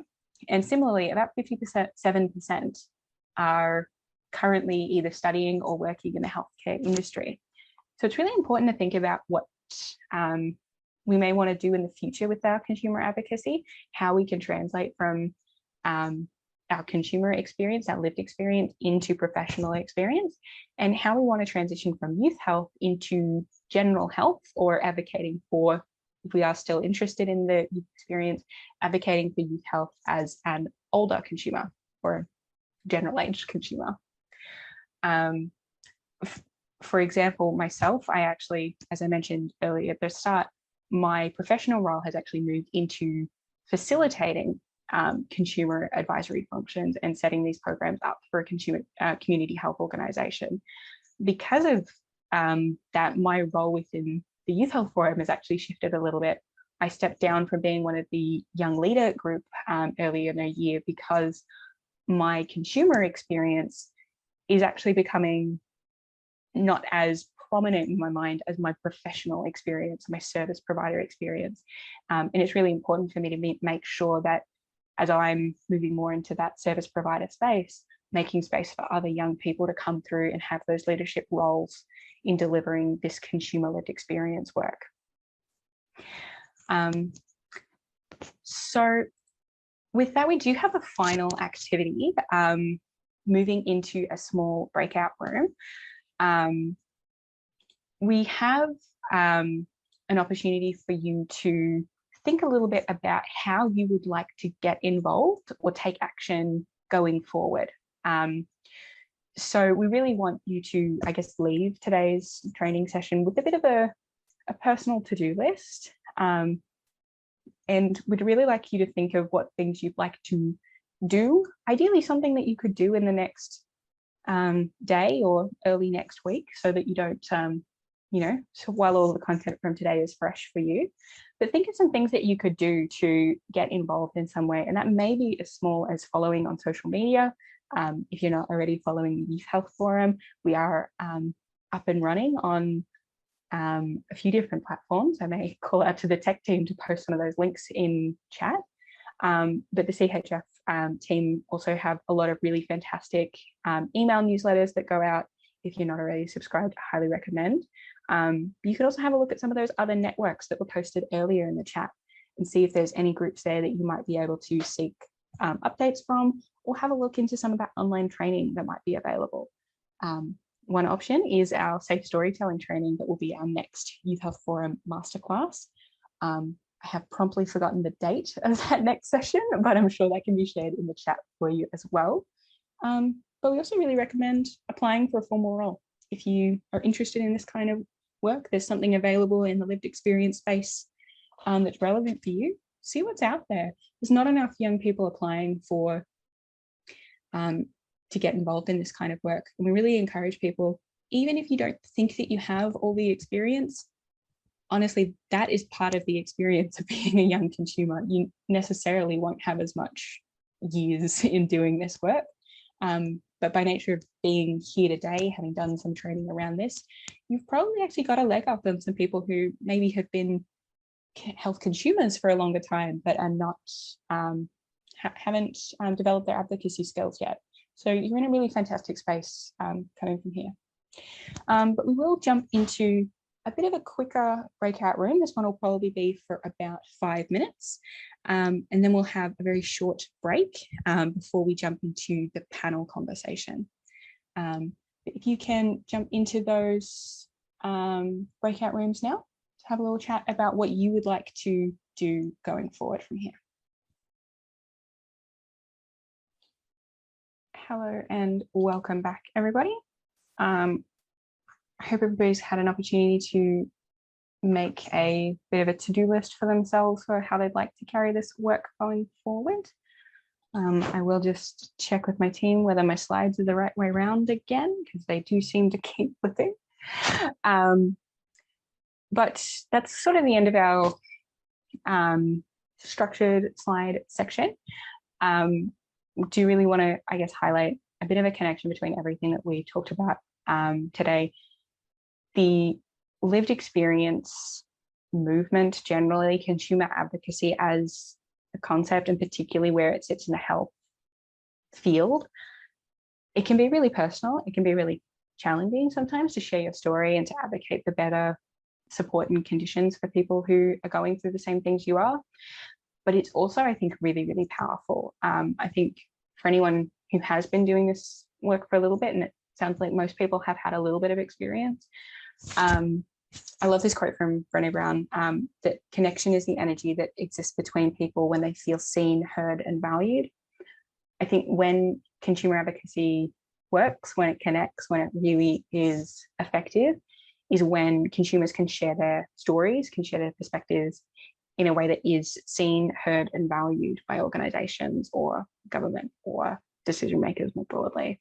So really want to thank everybody for coming along and being a part of that movement. I think it's really, really important.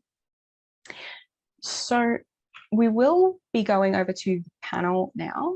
I will quickly dial in my other presenters to say, would we like a 2-minute break, or would we like to go straight on into the panel? Because I know we are very slightly behind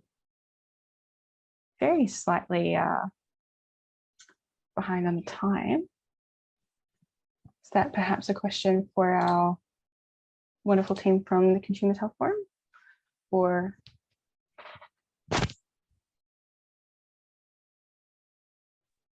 so I'm happy to do whatever the group would like, and I've just posted in the chat if anyone has any suggestions or feels one way or the other. Georgia, if there's anything I can do to help you with the getting people dialed in. Okay, so we've had an ask for a 2-minute break. How about we come back at 3:27? Awesome. Yeah, and I'll be online here if anyone wants to have a chat. Awesome, thanks. People can use this time to think of questions for our young leader team. We'll be chatting about their experiences and all things youth advocacy. Thanks. Welcome back.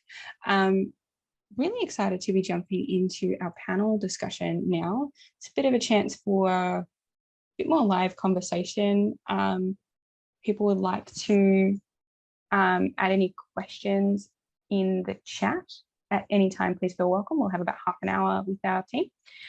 But I will start with our 3 fantastic panelists. We have already heard from 2, that is Jordan and Zinab, but I wonder if, Emily, would you be happy to please introduce yourself, including how long you've been involved in consumer advocacy and maybe 1 or 2 highlights from your journey? Thanks, Georgia. So I'm Emily, pronouns are they, them, but if you use she, her pronouns, that's totally cool. I started advocating in mental health specifically when I was age 12, and I didn't realize it was consumer advocacy or lived experience advocacy at the time. It felt like it was something that I just needed to do out of necessity to help the people around me and help get my own voice heard, particularly for a lot of the things that I was experiencing. I felt like they weren't really supported within mainstream services at the time. And now I kind of sit on a couple of different boards and committees of management, helping providing strategic advice about how we can best engage with people with diverse lived and living experiences. I think the major highlights from my advocacy journey will probably be the role that I currently hold. I've worked with like Headspace and Origin and UNICEF in establishing like strategies to engage particularly with young people with lived and living experiences. At the moment, I work at the Royal Children's Hospital in Melbourne and have established a strategy there that has a network of about 1,500 people. We're just embedding lived and living experience into different types of advisory groups across the campus, and it's so exciting. I think it's very similar to what Jordan said earlier about I used to be a person that shared my personal story, and I still do every now and then, but I'm much more in roles now where we're like providing the space or creating spaces for other people to step up and really share their own story. And I think that that's such a beautiful place where we can really like leverage our privilege to hear other people's stories as well. Thanks so much, Emily. I really appreciate you sharing that, and especially setting up that program with more than 1,000 consumer voices. That's huge and amazing. So Emily, along with Zinab and Jordan, will be our 3 panelists for today. So just so you know who you may have an opportunity to ask some questions of. I can see that there's a couple already jumping on in the chat, and that's fantastic. I think a really fantastic one to start with, and I may put this to all 3 of you to answer in briefly. I know that this can be a big question, but what do you feel is important for young consumer advocates to know as beginners within the field? And I think a similar question, what do you maybe wish that you knew when you started that you know now? I might call out Jordan to jump in first if you're cool with that, just because you're on the top left of my screen. Yeah, what do young consumers need to know, and what did I wish I had known? I think honestly the biggest thing is how important the youth voice is. When I first got started, I felt a little bit confused that suddenly I was being shafted into this kind of minority role in consumer engagement. I didn't really see why young people as a cohort needed specific advocacy, because I felt like I was really there for more broader experiences that a lot of people experience in the health system. And then over time, as I spent a lot more time, engaging with organizations and actually seeing the demographics of people who make these kinds of decisions and how those kinds of decisions differentiate from the needs of younger people, I started realizing how important that really is. So I think I wish that someone had really encouraged me to look into and examine really honestly like why some of my experiences happened the way they did, because not all of it was generalizable. Some of it was because of my age and the specific lack of power I had within deciding my own care. And I think that's something that we need support in, because when you're someone who's experiencing a power imbalance, you're not going to know that necessarily. You're just going to feel the outcomes of that power imbalance. Thanks so much, Jordan. I may throw that one to Zainab next, just because you're next down on my screen. Yeah, no worries. I guess I would say 2 things that I wish I had known. Firstly, that, and it's been mentioned in this workshop today, is that you're not alone. When I first started my consumer experience / lived experience, advocate experience, it was really tough. I felt like I was really alone, and that I was the only one going through a lot of the health issues or the mental health issues I was going through. And it wasn't until after a long time of actually meeting other young people from diverse experiences and diverse backgrounds that I realized actually that I'm not alone in this process, and that there's that concept of collective healing, and just being able to connect and share stories together and share our experiences actually does go a long way. And that you should never really have that fear or guilt, because there's so many people around you who do support you. And I guess the other thing that I wish I had known is around self-care and burnout. So one of the issues that I went through is that I overcommitted to so many advocate opportunities, which was amazing, and it was great, especially as a young person, to really put yourself in a lot of these roles. But after a while, I realized I was emotionally drained, and I had a lot of burnout, and I didn't prioritize self-care and debriefing with myself and other people. And I wish I had known earlier that actual self-care and looking after yourself post those opportunities is actually way more important, because when you look after yourself and your own mental health and well-being, it actually encourages you to do more advocacy, meaningful advocacy opportunities. So those were the two things I wish I had known earlier. Fantastic. Thank you so much. And Emily, would you be happy to talk to that question as well? Of course. It actually speaks a little bit to what Ali was saying in the chat about intersectional identities. I think for me, there's two main things I really wish I knew. First thing is that no matter what experiences I have, I don't need to necessarily water them down for someone else. I think that that's something that I did for a very long time in my advocacy journey. Was I just tried to stick to whatever was like most convenient at the time for people, or what was like easiest to talk about, or you didn't have to explain yourself as much. And I think it speaks a lot to what Zainab said about you need to make connections with other people and know that you're not alone in that. And that's a big reason why I just felt like I was too complex in my intersections, whether it be my gender or sexuality or cultural diversity or neurodiversity. It just, nothing really fit together. But when you find like intersectional allies, it's amazing.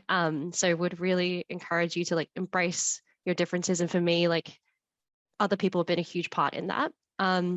The second thing that I would tell my younger self and anyone trying to get started in this space is to really pick your battles, not just aligned with what Zainab said again and with like self-care, but also acknowledging what isn't willing to move in the system or in the organization that you're working with, like what isn't ready, and that what you shouldn't burn yourself out for. That like there are definitely some battles that like I tell people like this is a hill that I'm willing to die on. Like I'm gonna be annoying and angry about this point, but there are some points where you should just kind of let it go, and just be quite like pragmatic within that sense, because it takes care of yourself, but it also allows you to dedicate that energy into things that are ready to change. So be really, I guess, make decisions with integrity, and be very constructive with your feedback and your choices. I think it's fantastic feedback. And I love the framing of, some of that pick your battle stuff can be, in many ways, it can feel really demotivating.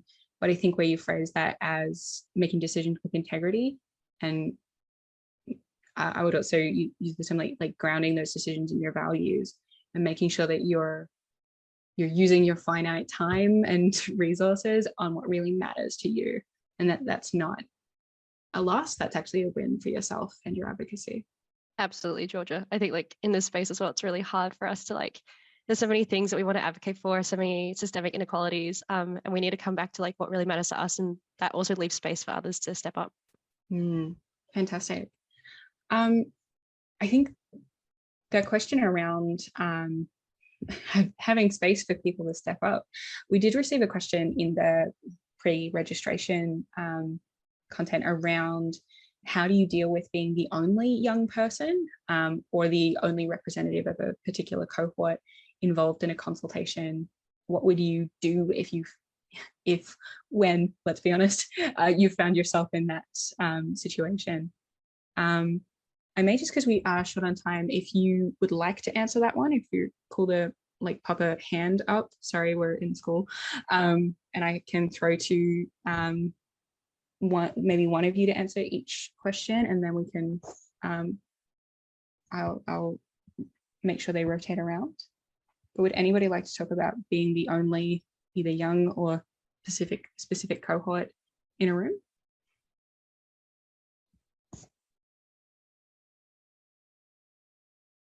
Yeah, I'm happy to. yeah. That is something that comes up a lot when you do particularly government engagement. I think that's something that you need to also, like, this is a thing that's specific to certain parts of the engagement space. When you're kind of doing work with a youth specific organization, obviously you're going to get a lot more representation from young engagement advisors, but also from young staff members. But often when you're working with government, not only will you be the only young advisor, you're going to be the only young person, full stop, and navigating that is really, really complex. I think that the biggest thing for me was trying to learn to balance between attempting to conform to the usual methods of older people and a way of presenting myself that made me seem older than I actually was, and being very authentic to my youth and ensuring that I was actually making space in the rest of my life to be a normal young person, because it's actually an identity threat sometimes to be advocating for young people when you're not in a youth space. We're all products of our environment. We're all, we're, I guess, impressionable young people is a little bit of a trigger word for me, but it's in a sense true. So trying to just have fun sometimes, do things that other people my age did, not spend so much time in the corporate world. All of the things that actually didn't happen in the room was really important, but also figuring out who in the room you feel comfortable relating and talking to.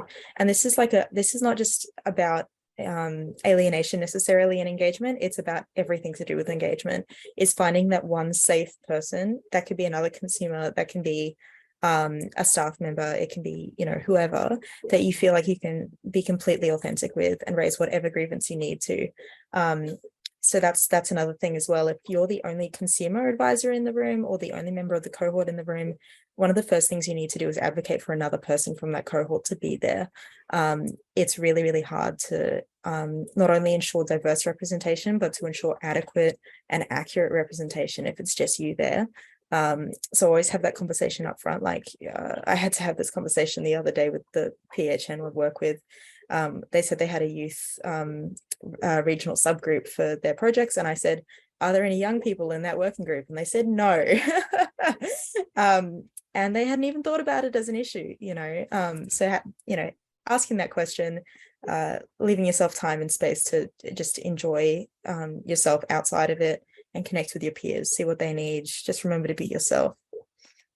That's fantastic, and wow, such an example of things that come up in this space. I think another benefit of asking for having another young person in the room, and potentially a way that you can make that request if it feels uncomfortable, is we're all health consumers. We have health needs. What if we can't make it to a given day? Letting organizations know that having more than one people actually makes attendance much more reliable, because you're not putting that on one person, and that can be a good way to slide one in that they maybe need to be broadening their field, if you're not comfortable just laying down the law there. There's a really good question here around what are some good strategies for balancing the more individual elements of your experience with the more universal ones. I really, really liked this, and not to pick specific people, but Emily, I think this ranged through to some of the things that you said in your intro, as well as the previous question. I was hoping you might be happy to answer this one. Absolutely. I think when you get put as like that one person in the room, even though it's quite difficult sometimes, I do feel like it's a really big sense of privilege. Like you finally get the seat at the table that everyone wants. And I think that it's a responsibility of whenever you're a representative for XYZ group, like we said earlier, you need to bring other voices into that group as well. So be a conduit for other people that don't get that privileged position. The way that I sort of do it without losing myself is that I try to read like agendas or like read up about whatever is happening way in advance. And I ask my networks, I do my research beforehand, but then I also stay true to my own experience. I definitely like have learned specific ways that I like phrase my sentences. So I'll say like, in my experience, it's like this, in my peers' experiences, it's like this. And then like more broadly, there's a lot of like literature around this, or like, here are the gaps. And I think that it's really important that you acknowledge like, even people in the majority experiences, I know we talk a lot about, so I do mental health advocacy primarily. We know we talk a lot about like depression and anxiety a lot of the time. I don't ever want to minimize people's experiences with depression and anxiety, but we should also hold equal weight for like other diagnoses and other experiences that aren't spoken about nearly as much. So just be careful to not like say one is more important than the other, but really show awareness that like everything should hold equal weight. And we really are having a lot of like gaps and blind spots about where we're looking. So that's just kind of, you don't have to hold all that space. Just encourage them to really look into other voices, or like recommend like, hey, you know, I don't have lived experience of psychosis, but here's a group that you can actually go talk to that they're really experts in that space. Just being a conduit, just connecting people, because otherwise it's way too much for you to hold. That's a really fantastic and really practical as well, which I think is very helpful in this space. One of the other things I'd maybe suggest when it comes to this balancing individual versus universal feedback, one of the things, as a service provider working in the space with lived experience, particularly youth experiences, what is more accessible or inclusive or otherwise good for young people is generally best for everybody across the board. A lot of the times when it comes to young people, we'll talk about like, oh, we need to have tech systems that are accessible so that people don't have to phone into a service. That's also really great for people who don't want to make a phone call, for one thing, but if there is a language barrier with spoken language but is more comfortable with reading or writing, if there are safety concerns about making a phone call and being overheard in the home, all sorts of considerations that become more accessible for huge swaths of the community that may not be young people, that can really get elevated because of young people saying, hey, this doesn't really work for our communication style.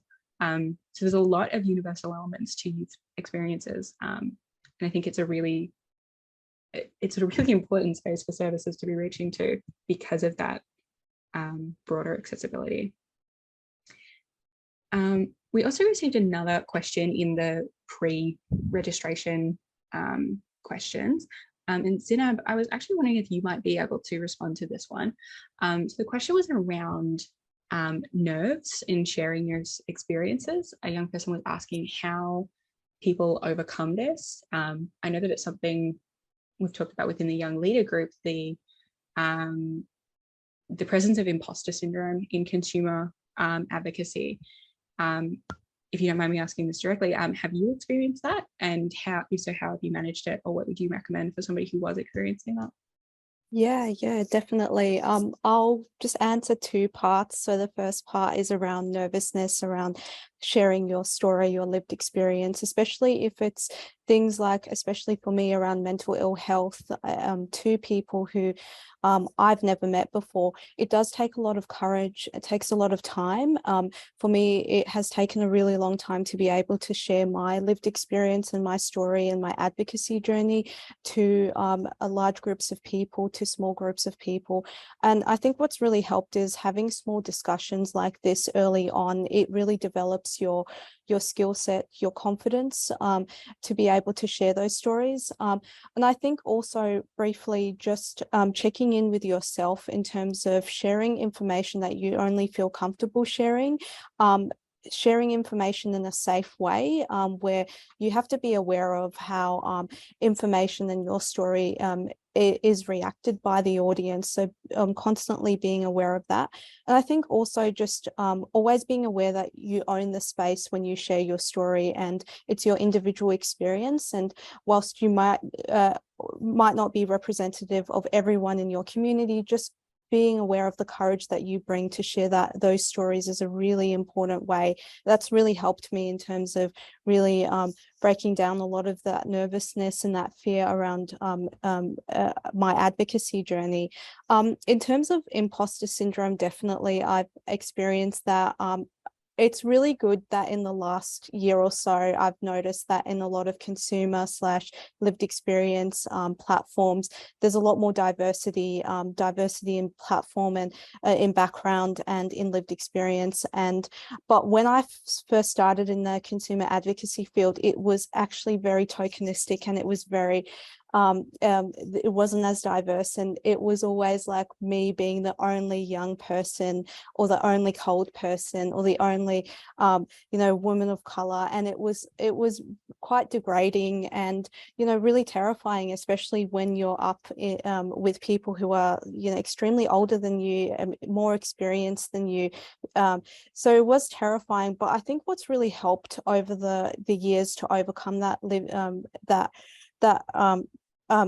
imposter syndrome, but also view around it being quite tokenistic as being the only representative, is to be aware of the huge influence that you bring. Sometimes what I've noticed is I might be the only diverse person in the room, but as much as it holds a lot of pressure, I feel like I'm doing a huge justice to other marginalized people by sharing my stories and my experiences. And that has brought a lot of strength to myself. And yeah, it's really helped. And you will go through a lot of imposter syndrome, but just know that a lot of young people, a lot of marginalized people in those spaces have gone through. It's a collective experience. And once you find people with similar backgrounds as you, you'll notice that starts to go away. So yeah, find those people, find those allies in the system, and it definitely will help you.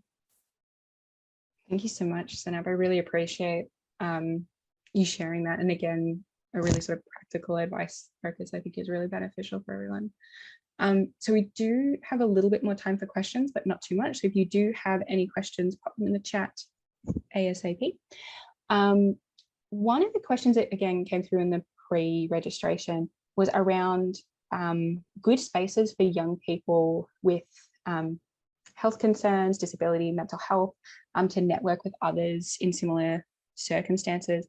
I'd particularly like to sort of, I guess, phrase this in, what are your either best networks or like the places that you have been able to go to learn around this, particularly if those are the places that our attendees here can reach out to. I'll throw that open to 2 or 3 of you. I think it's a really important one. I'm happy to go for this. Emily, if you want to go first, go. No, shaking your head. Yeah, look, networks are a really tricky one. It took me many years to really feel like I developed sufficient networks to be on across everything that was happening in the spaces I was advocating in. And even now, really, the sky's the limit on how much information you could seek out in order to do your job well. At a certain point, it does become important to address like what Zainab said earlier about boundaries and ensuring that you're not taking too much on. That applies to networks as well. It's okay to admit that sometimes we're not going to be perfect advocates. We're not going to, understand absolutely everything that's happened to everyone, because that's not a reasonable expectation to have.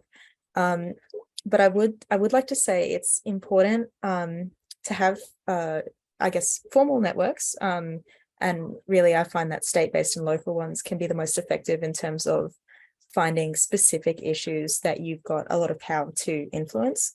So for example, in Queensland, we've got PIMS. I cannot even remember what it stands for right now, but it's a peer work network for people who live in the region, having specific things, working with specific services. That provides a lot of really interesting information. Same, quite frankly, with Facebook groups of people with specific conditions. I have a similar thing for disability support. I actually get probably the most interesting consumer feedback from those forums, because they're specifically made for kind of controversial discussion. So you get a lot of insight from those that you don't from a typical professional network. And the final thing is definitely your informal networks. Who are your peers and community members who have that lived and living and caring and loving experience, because they're the ones who will be able to provide you with, really fantastic personal stories, but that are also representative of broader issues that you can see happening in other places. Thanks so much, Jordan. I think, Emily, you might have been next to share a second ago if you're happy to go. I don't know. It's just like there's not really a one-stop shop. It's not a simple answer, I think. I really like Jordan's answer of like really trying different networks, but it is kind of just continually putting yourself out there and letting people know like this is what I stand for, and then other people will gravitate towards you. Because for me, like I identified some safe people in the space and said, like, this person was speaking up about that. I have always wanted to speak up about that. I'm going to talk to them about it. And then they become like lifelong friends. I think like that's something that is really serendipitous, but doesn't go around as much. We don't really speak about it as much. I think we need to, you just need to keep trying. It's kind of like Tinder dating. It sucks for a while, but you'll find the right allies, I guess. You'll find the right people that really get you. And I think that, it's actually immeasurable how much confidence I've gotten on the topics that I speak about because of the people that I've known through it. Thanks so much, Emily. Sina, is there anything you want to add to those? Awesome. I might jump in and also say that connecting with the Youth Health Forum, particularly the very first event that CHF put on, which was an in-person commitment, it was something I wasn't sure about at the time. Like, traveling to Canberra, it's a big sort of time commitment. Had a lot on professionally with other volunteering roles, but being able to like be physically in the same space with like so many other young people, have these really fantastic conversations, really be able to just like chat about this stuff over dinner was really, really amazing. And I've got some friends that I would never have met if I hadn't engaged in that. And it really does open a lot of doors to then get deeper into this work and do more engagement. And I will also recommend, if there's someone who has really cool opinions and you want to talk to them more about the stuff that they've done, if you feel comfortable and if there is a bit of a relationship with them, just saying like, hey, next time you're in town, if you want to get together for a coffee, I'd love to chat more with you. They may not be able to, they may not have the capacity, that's completely fine, but you can always open that door if you want to connect with some people at a one-on-one level. Some really fantastic recommendations and links coming in the chat as well, which is really fantastic to see. Thanks so much, folks, for sharing your networks as well. There is one question popped in that I am interested if anyone would be able to provide a short answer just based on our timing. But it's a really important one around managing your own health commitments in a role and how you speak about that or work with that. We probably only have time for one response, but if anyone feels that they can address a fairly substantial question in a few minutes, I'll happily pass that over to whoever would like to speak. It's hard being brief. I know, ADHD. sorry. But these days I basically in the beginning of my advocacy, I used to just say yes to everything. I used to just go along with everything and try to fit myself into whatever mold that they wanted me to be. And I didn't advocate for my own needs within the role because I always thought it was, it's already a privileged role. But these days I'm pretty much like take it or leave it. These are the things that I will do. These are the things that I won't do. And the amount of respect that people have actually shown me because of that, and how much more like coveted my time is and respected my time is because of that is wild.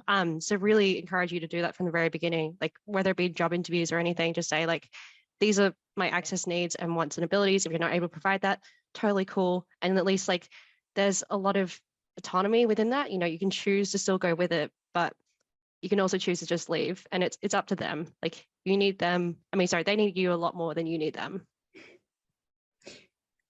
That's actually a really fantastic, very brief response to a very complex question, and a very brief addition.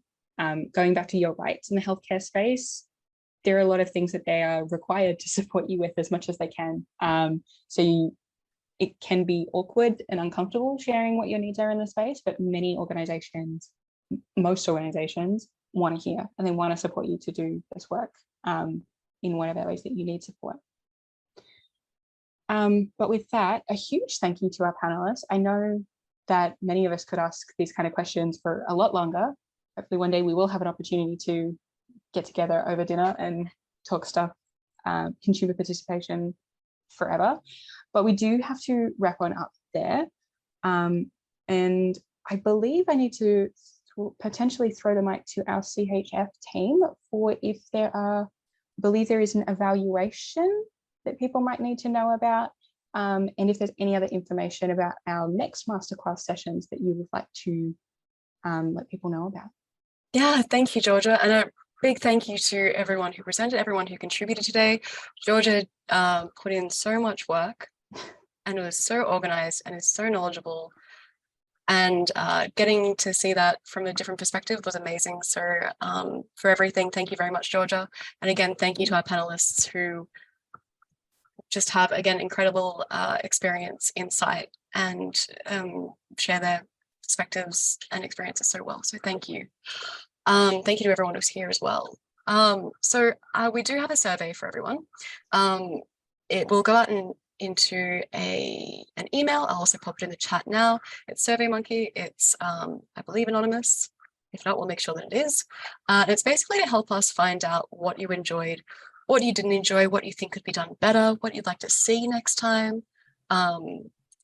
You know, any sort of feedback that you have would actually be really useful, because, you know, you might have thought this was amazing, but we might not know unless you let us know. And same again, where, like, you know, if there's something that we completely overlooked, and it's better for us to be aware of that, so we can address it with you as well, but also so we can do better for people who are involved in the future. So I'll post that. In terms of future events, we do have the Safe Storytelling Masterclass coming up this Saturday. It is full. However, I'd like to really explore the opportunity, like the possibility of holding it again, because there's been a lot of interest. And that'll be advertised to people through the same ways that you found out about this. We will also we're in the process of setting up other masterclasses as well. And so again, that'll be advertised through all the different platforms that you found out about this as well. I'll send out some links for other ways that you can get involved. I really recommend, if you haven't already, having a look at, like, I think the workbook that Jordan put together is amazing, but also there's a great page on places to go next, places that you can explore for, you know, further opportunities to learn more about different areas that you might not have explored previously. There is a lot in there. Is there anything else you'd like me to add, or anything else that anyone would like to know? I can drop in with a quick and thank you to Louise and to James from our CHF support team who actually made this happen. It very much would not have come together without their amazing support.